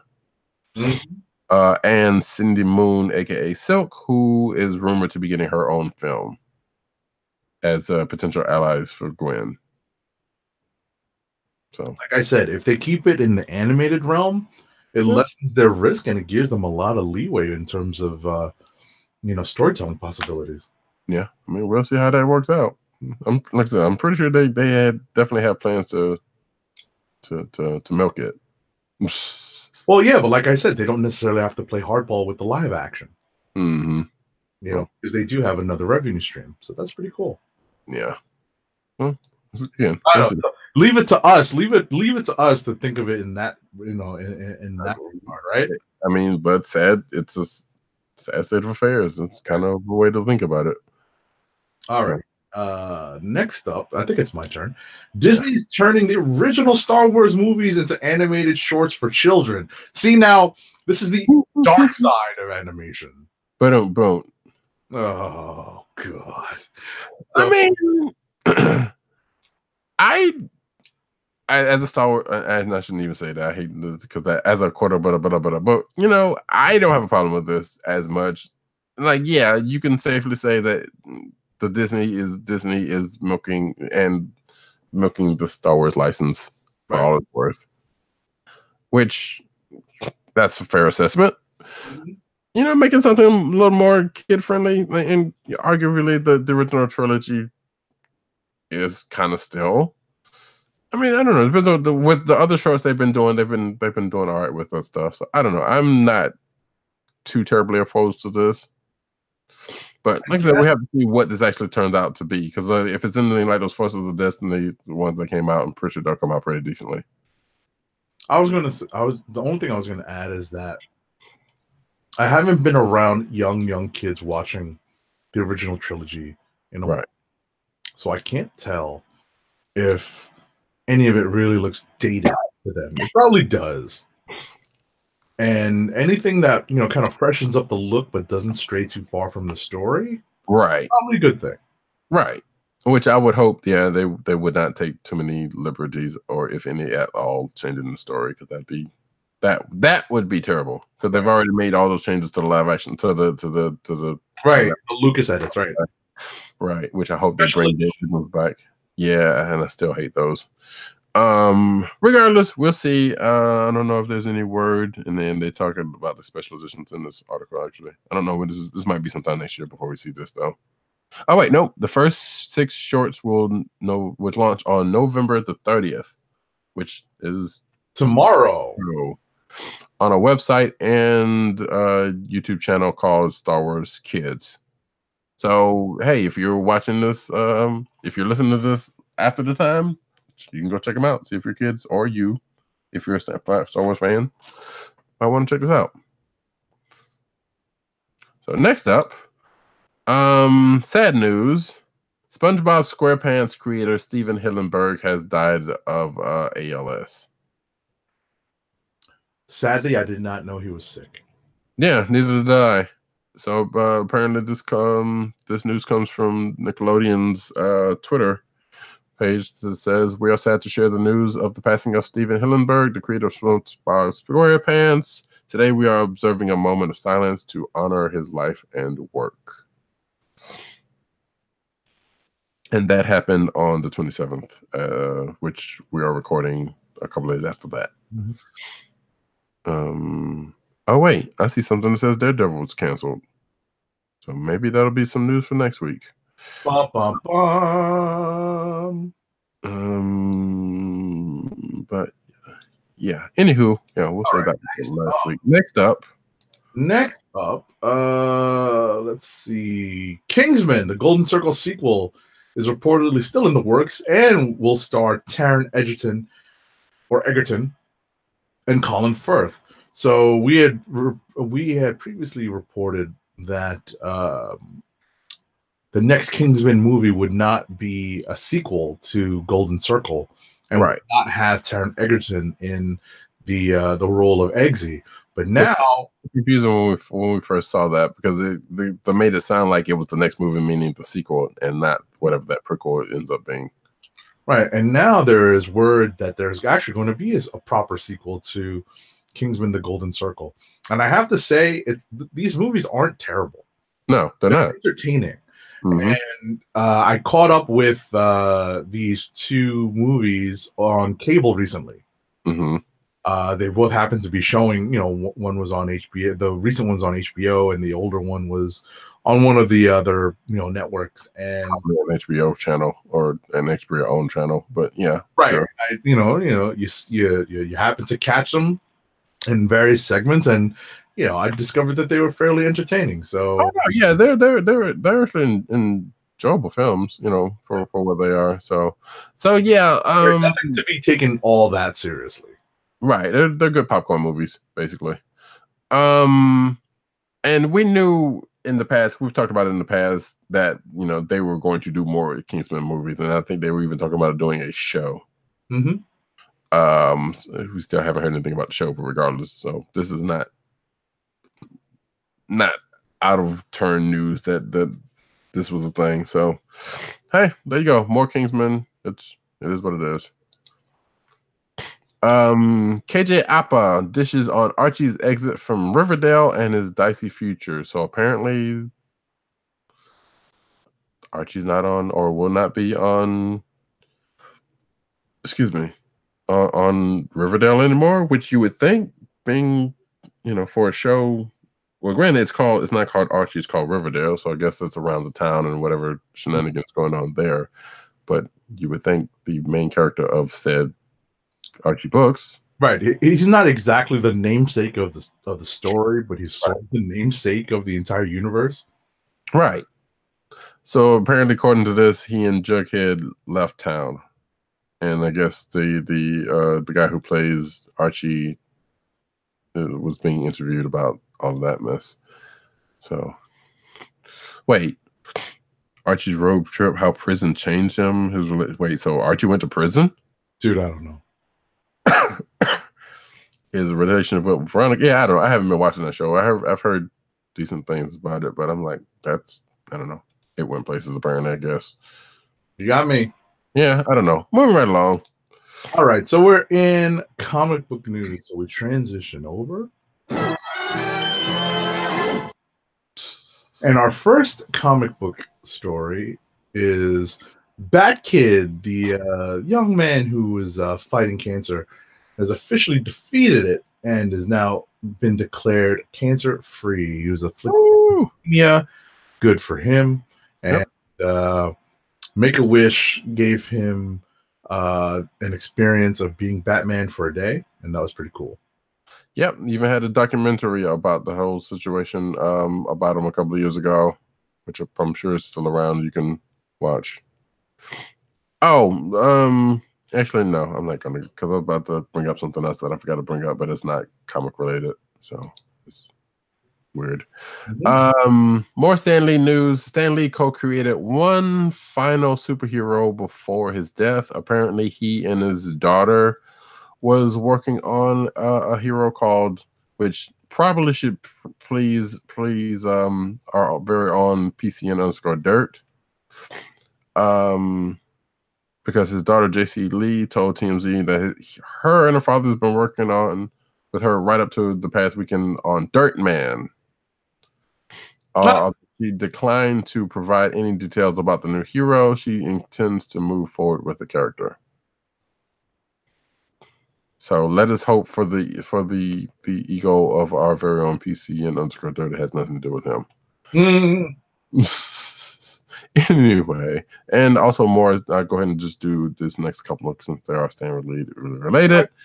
After Private Close funeral, POW Entertainment planning public Stan Lee tribute, which I'm sure has already happened. They issued a statement from around the fact also. So we don't need to go into all of that. Stan Lee's cause of death has been revealed, which was, I believe, heart failure. Mm-hmm. I believe was the case. Yes. So there is that. And Stan Lee to be honored on Marvel covers in December and January in various books. You can see the list of books there, but it's pretty much I guess all of them. I don't know. Pretty much. Yeah, so several titles going on sale starting December 19th through January 9th will honor Stan Lee in the trade dress. So alrighty. Next up, we have Marvel teasing Wolverine wearing the Infinity Gauntlet in 2019. Like Stan would say, enough said. Yeah, pretty much. Like, yeah. First the Phoenix, now the Infinity Gauntlet, I guess. Anyway, so actually, speaking of that, I guess, sort of, Avengers 700 Big Resurrection is a genuinely massive surprise. Oh, actually, this has nothing to do with that. So this has to do with Coulson coming back from the dead, and because I guess he got killed during Secret Empire by Deadpool. Mm-hmm. And which I vaguely remember, even though I didn't read it, but I do remember reading this story, Avengers 700, which think we talked about a couple of weeks ago. Yep. And that we see, but we didn't say the fact that, hey, Coulson shows up and he has the Squadron Supreme. Squadron Supreme. No. It was the Squadron Supreme of America, I think it was. That's what they called it, but it's the Squadron Supreme. So yeah, in tow, and we'll see how that plays out going forward. So next up. All right. Next up. Speaking of books that have gone from limited series to ongoing and may have gone back to limited series, the Winter Soldier upcoming book is back to being a limited series after being solicited as a limited series and then being solicited as ongoing. So we're back to being a 5-issue limited series. Flip, flop, flip, flop. Oh yeah, I guess it's worth noting that solicitations for February 2019 are out, so you can go check that out if you're so inclined. But this was from January, so it doesn't matter. Fantastic Four #5 adds pages, ups price, and plans day after Christmas launch parties, which I'm sure retailers are going yay.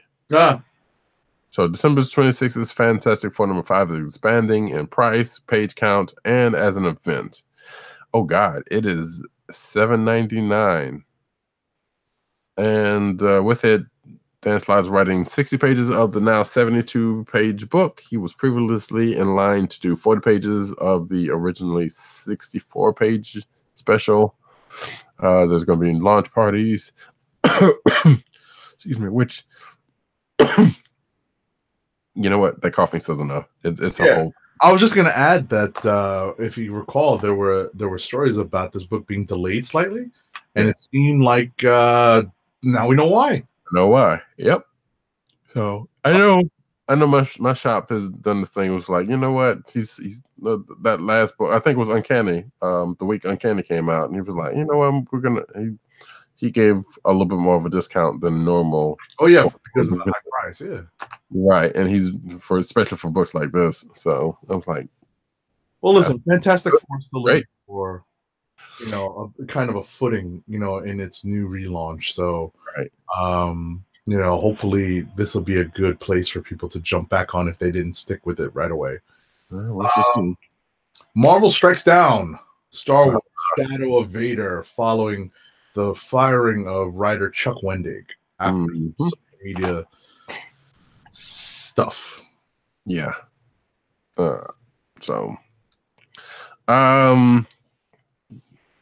yeah, this we've talked about Chuck Wendig getting fired, which was sad and mishandled, I think. But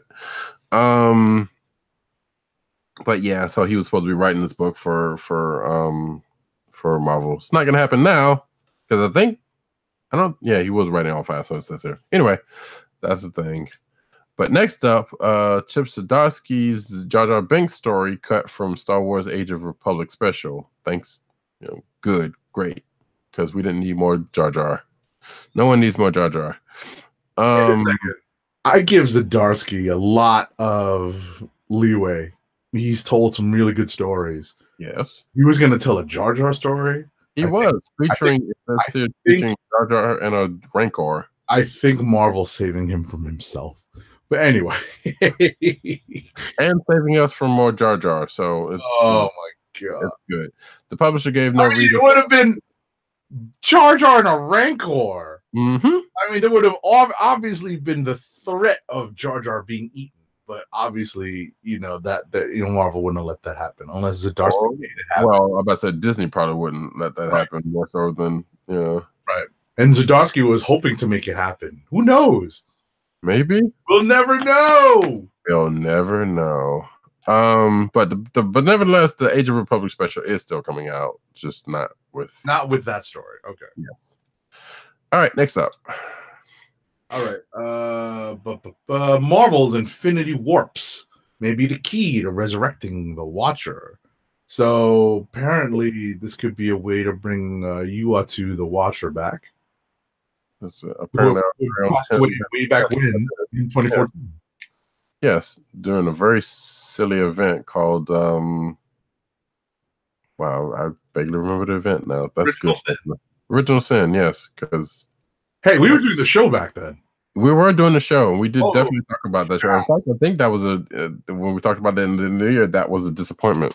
Yep.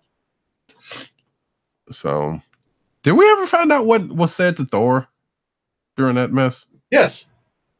What? Gore was right. I don't know what that means. Okay.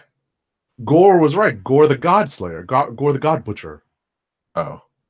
Okay. That still doesn't do anything for me because I didn't read that storyline. So great. Oh, well, basically, whatchamacallit? Basically the gist of it is that Gore was saying that no gods are worthy of being worshipped. Really? Mm-hmm. And that's what folded him, huh? Right, because then that made him unworthy to pick up Mjolnir. Okay, that seems lame. Well, you had to read the story. That's the thing.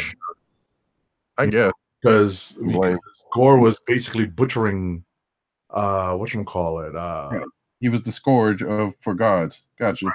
So, and there's a lot of backstory to it too. I mean, I'm sure that still, kind of sounds lame, but maybe I'll go back and read it one day, and get more out of it, into it. Next up, the Superior Spider-Man is getting a major power upgrade. We kind of talked about this earlier, as hinted by Spider-Get number 4. So yeah, Otto's getting. Hey, guess what? I'm gonna go ahead and say he's more than likely getting Captain Universe's powers. We don't know this for certain, but it makes sense. It's happened to Spidey before. It's already been hinted. So, what Otto's gonna do with that kind of power? No one man should have all this power. Yeah. Whatever. Makes you want to punch him in the face anymore. He just won't feel it. Yeah, right. So next up, Marvel has just introduced. Oh, wonderful! Captain Hydra. This is in the Old Man Hawkeye series. Yep, that just came out this week, and I need to catch up on. So apparently, yeah, Secret Empire is still rearing its ugly head in places. Although this is in a future that supposedly hasn't happened yet. Mm-hmm. So, go figure. I don't know. Meet Marvel's new 10-year-old Korean hero Crescent. So this is from video game news, basically, because this is from Marvel's Future Fight, which is a mobile game. And there's going to be a couple of new characters introduced in the game, including Morgan Le Fay and White Fox in this new character, who is a 10-year-old girl named Dan Bai. I'm hoping I'm pronouncing that right. Dan B. I'm not sure. Who grew up in Korea, raised by a single father and antiques dealer who was forced to acquire powerful artifacts for the ancient sorceress Morgan Le Fay. Instance of connection. By touching one of the artifacts, the mystical bear mask Dan B. or by summoned a half-moon bear spirit named Io, who's bonded with her to become her protector. I believe this was another fan-made character. Good. Also worth noting, Netmarble is a Korean company, I believe, if I'm not mistaken. May or may not have anything to do with that, but regardless. It says here, Lord. Hey, you know what? Hey, whatever, man. New character is not a bad thing. Crescent is... Well, it could be written by Bendis. That's also true. That would be sad. That would very much be sad. You have a big issue with that. All I have to say, No, but all I have to say is, of course, it has to be part of a video game venture. Yeah. You can't get it as a regular, whatever. Although, like, there's been history of because I believe Guillotine, who came out of a video game, ended up in that last Contest of Champions book, Right. Which actually, and obviously, the was the video game that she came out of that she was made for. Exactly. So there's this little one could come into the comics at some point, and I'm pretty sure there's probably going to be a comic at some point centered around her. I'm sure. Mm-hmm. But regardless, it's a thing. There you go. If you're still playing Future Fight, hey, there's another new character. Next, yes, Batman Arkham Collection has been released for Xbox One. So this, folks, is the collection of the 3 main Batman Arkham games: Arkham Asylum, Arkham City, and Arkham Knight, I believe, is the third one. So all of 3 of them are going to be bundled together, and for the not low price, but for the price of $60. It's not a low price. It is. Well, it is a low. It is if you think about how big those games are, because each of those games were going for $60 at one point in lifetime. So that is actually a low price for all 3 of those together, and looks like they comes with all of the 28 DLCs from each of the games. So they're basically the Game of the Year edition. Sounds like. So that's actually a pretty good deal for all. If you've not played any of those games, that's actually a pretty decent bundle. And I can safely say that Arkham City, well, I played a little bit of Arkham City, but Arkham Asylum is good. Arkham City is all right from what I played of it, and I'm not sure about Arkham Knight. But the same developer did all 3 of them, and those games were good. So. Alrighty, next up, Action Comics number 1005 brought a real shocking tragedy to Superman's life. That was this week. Bendis.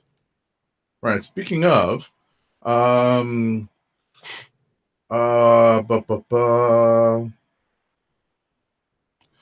Lois is hiding a secret, and I think this is when John Kent comes back aged up, right? Also, because they both went out in space with Jor-El, right? And time moves differently out there. This is Fantastic Four too. So all the time. Just I went out in space and aged up. Just wow.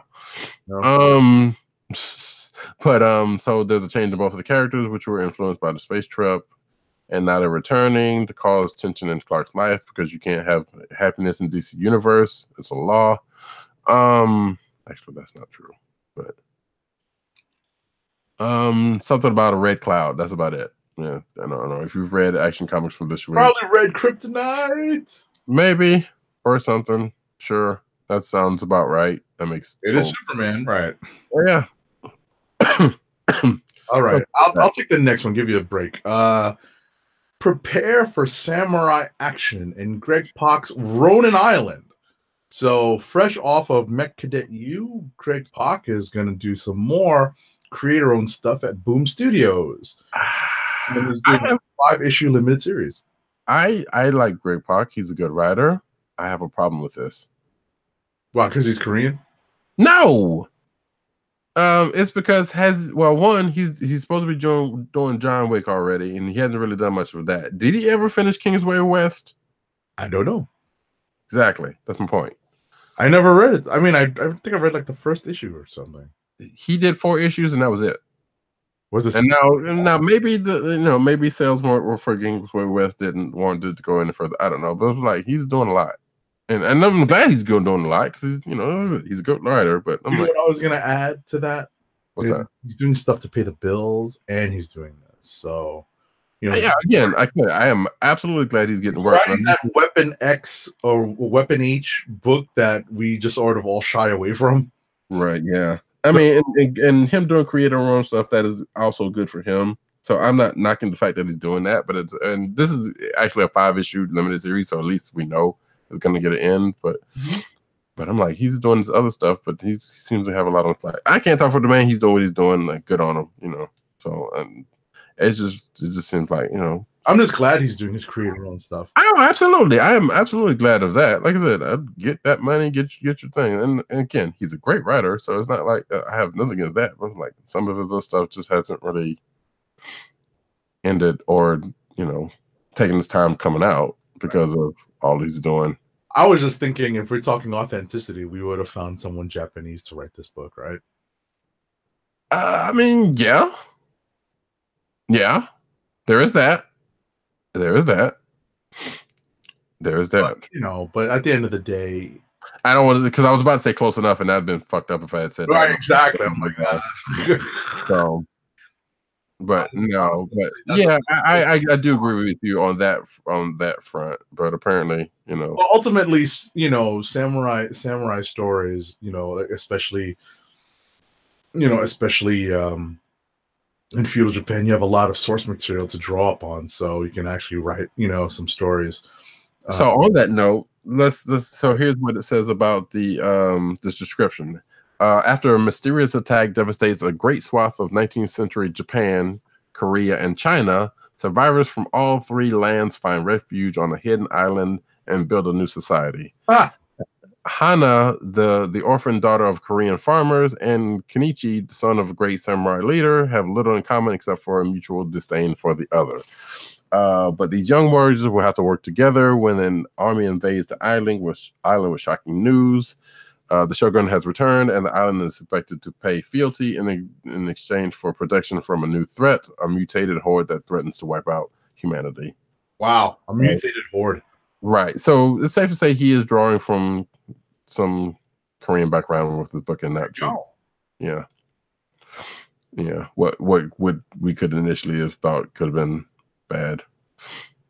So yeah, I don't know if that sounds something appealing for you. Go check it out. Next up, we kind of already talked about this, but I put this in here just in case we didn't. This is Tom Scioli transforms the GoBots #1 preview. I already talked about that. We don't need to go into it anymore.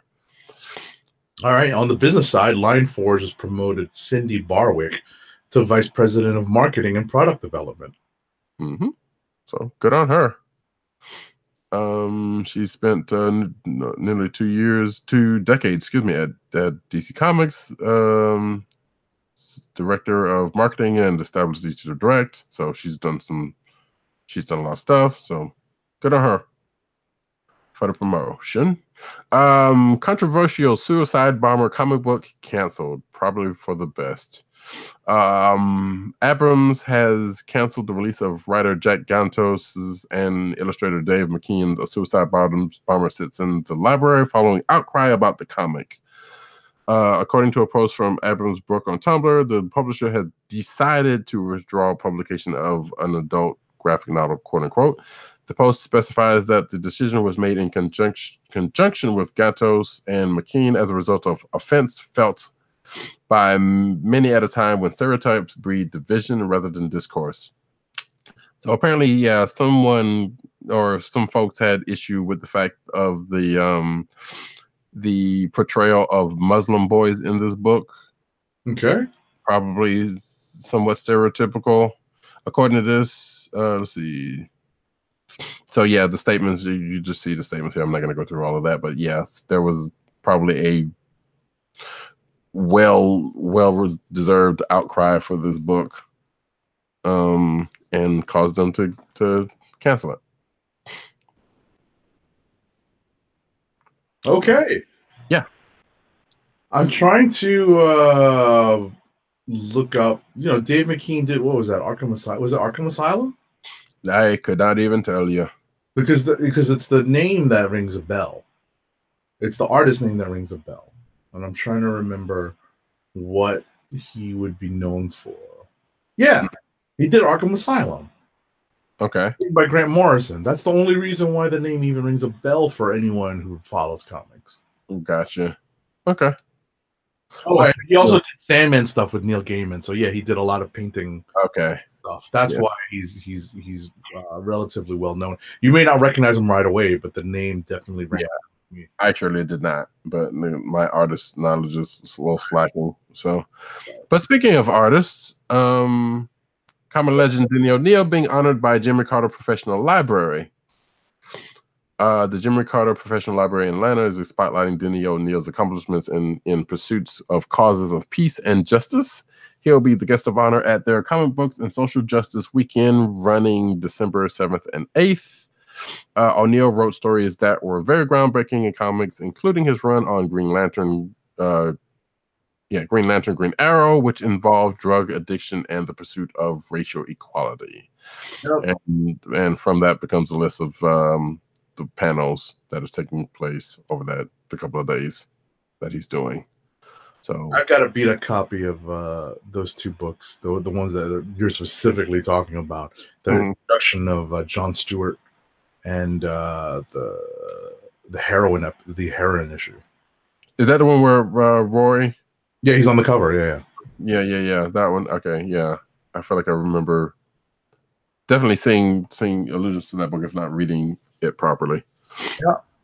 So, so like I said, Friday, December 7th and 8th, at the Jimmy Carter Presidential, Library in it says professional in the title. That's a typo. Jimmy Carter Presidential Library in Atlanta. So if you're near that area and can get to that, go check it out. And that, folks, is the news. All righty. So we're wrapping up our show this week to cover 2 weeks worth of comics and news. I've got our last ad read up for the night, and I think it's going to be useful for a lot of people during the holiday season. Help keep our podcast free by shopping at Amazon. Remember to visit cspn.us, then click the Keep Our Podcast Free link at the top of the page.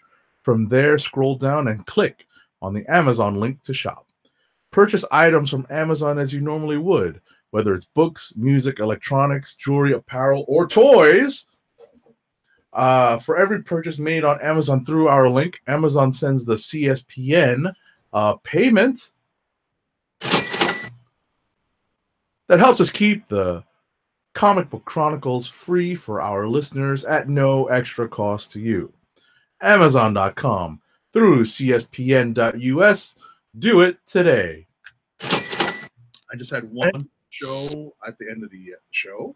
I did pick up for, I think it was 11 or 12 bucks, sadly enough. It's a beat-up package, but it is the Black Widow Writers Marvel Legends, and it's pretty cheap. You know, it was only for one day. It was for Cyber Monday, but I hope you guys, if you wanted to get it, took advantage of it. Indeed. Actually, you know what? I didn't get this around Cyber Monday, but I'm probably going to stream a little bit of this. The Marvel trading card game from back in 1996. Wow. Was it? Or was it wait, it says here 2005. That's not right. No, that's 2005. It's got to be 2005. I don't know, because there have been I don't know. I would have to look it up. But regardless, there was would be Overpower. So what? 96 would be Overpower. That's true. But this was made by Konami for the PC back in the day. Actually, you know what? I'm gonna look it up really, really quick. Because yeah. But it's basically a trading card game. It was, and there's a physical version, but this is the PC version. That came out, and I've been curious about it for a while, and I said I was going to look it up, and surely I did, and there it is. So it says February 2007. Okay, so that makes more sense, because there was 96. Magic the Gathering did have a trading card game that was on the PC, but that was that. Nevertheless, I'm going to check it out. I don't know. Stay tuned to my Twitch. I'm pretty sure I'll try to do it sometime this weekend or something, if I feel like it, because I'm still kind of sick. But that being the case, folks, we are at the end of a show, a long show. We'll probably, well, hold on, been long, let's face it. But hey, 2 weeks worth of stuff. What you gonna do? We'd like to thank each and every one of y'all for coming out. Thank you for Matt Wang for checking us out for as long as you did. Thank you. Agent_70 for always riding along with me. You can find Agent_70 at Agent_70 on Twitter and Instagram. Ching. You can find our not here host PCN_dirt at that on Twitter, Pop Culture Net on Twitter, popculturenetwork.com, and IneedComics.com. Tim, DOGG98 on Twitter, DKLIQ Nation, DKLIQ NATION on Twitter, CB Cron on Twitter, and of course, DKLIQNation.com and Comic Book Resources, where he's writing his face off. Go check out his stuff. Some of which we put in the news earlier tonight, just because, not because of him, because it was there. There's a news. Yeah, because it was news. And myself, Radicat on Twitter, no underscore like there were some of these other gents. News Nerds Need on Twitter, News Nerds Needs Reddit, CB Caps on Instagram, where I have put some stuff up fairly recently, but not so recently. But there will be more stuff. No, don't you worry about it. You can find this podcast. Thank you. CSPN.us. That is the network that we are emblazoned upon. And we can find us there at CSPN.us, along with other fine shows. You can find this podcast on Google Play, on iTunes, aka Apple Podcasts, SoundCloud, under the Cold Slither banner there, and of course, Spotify.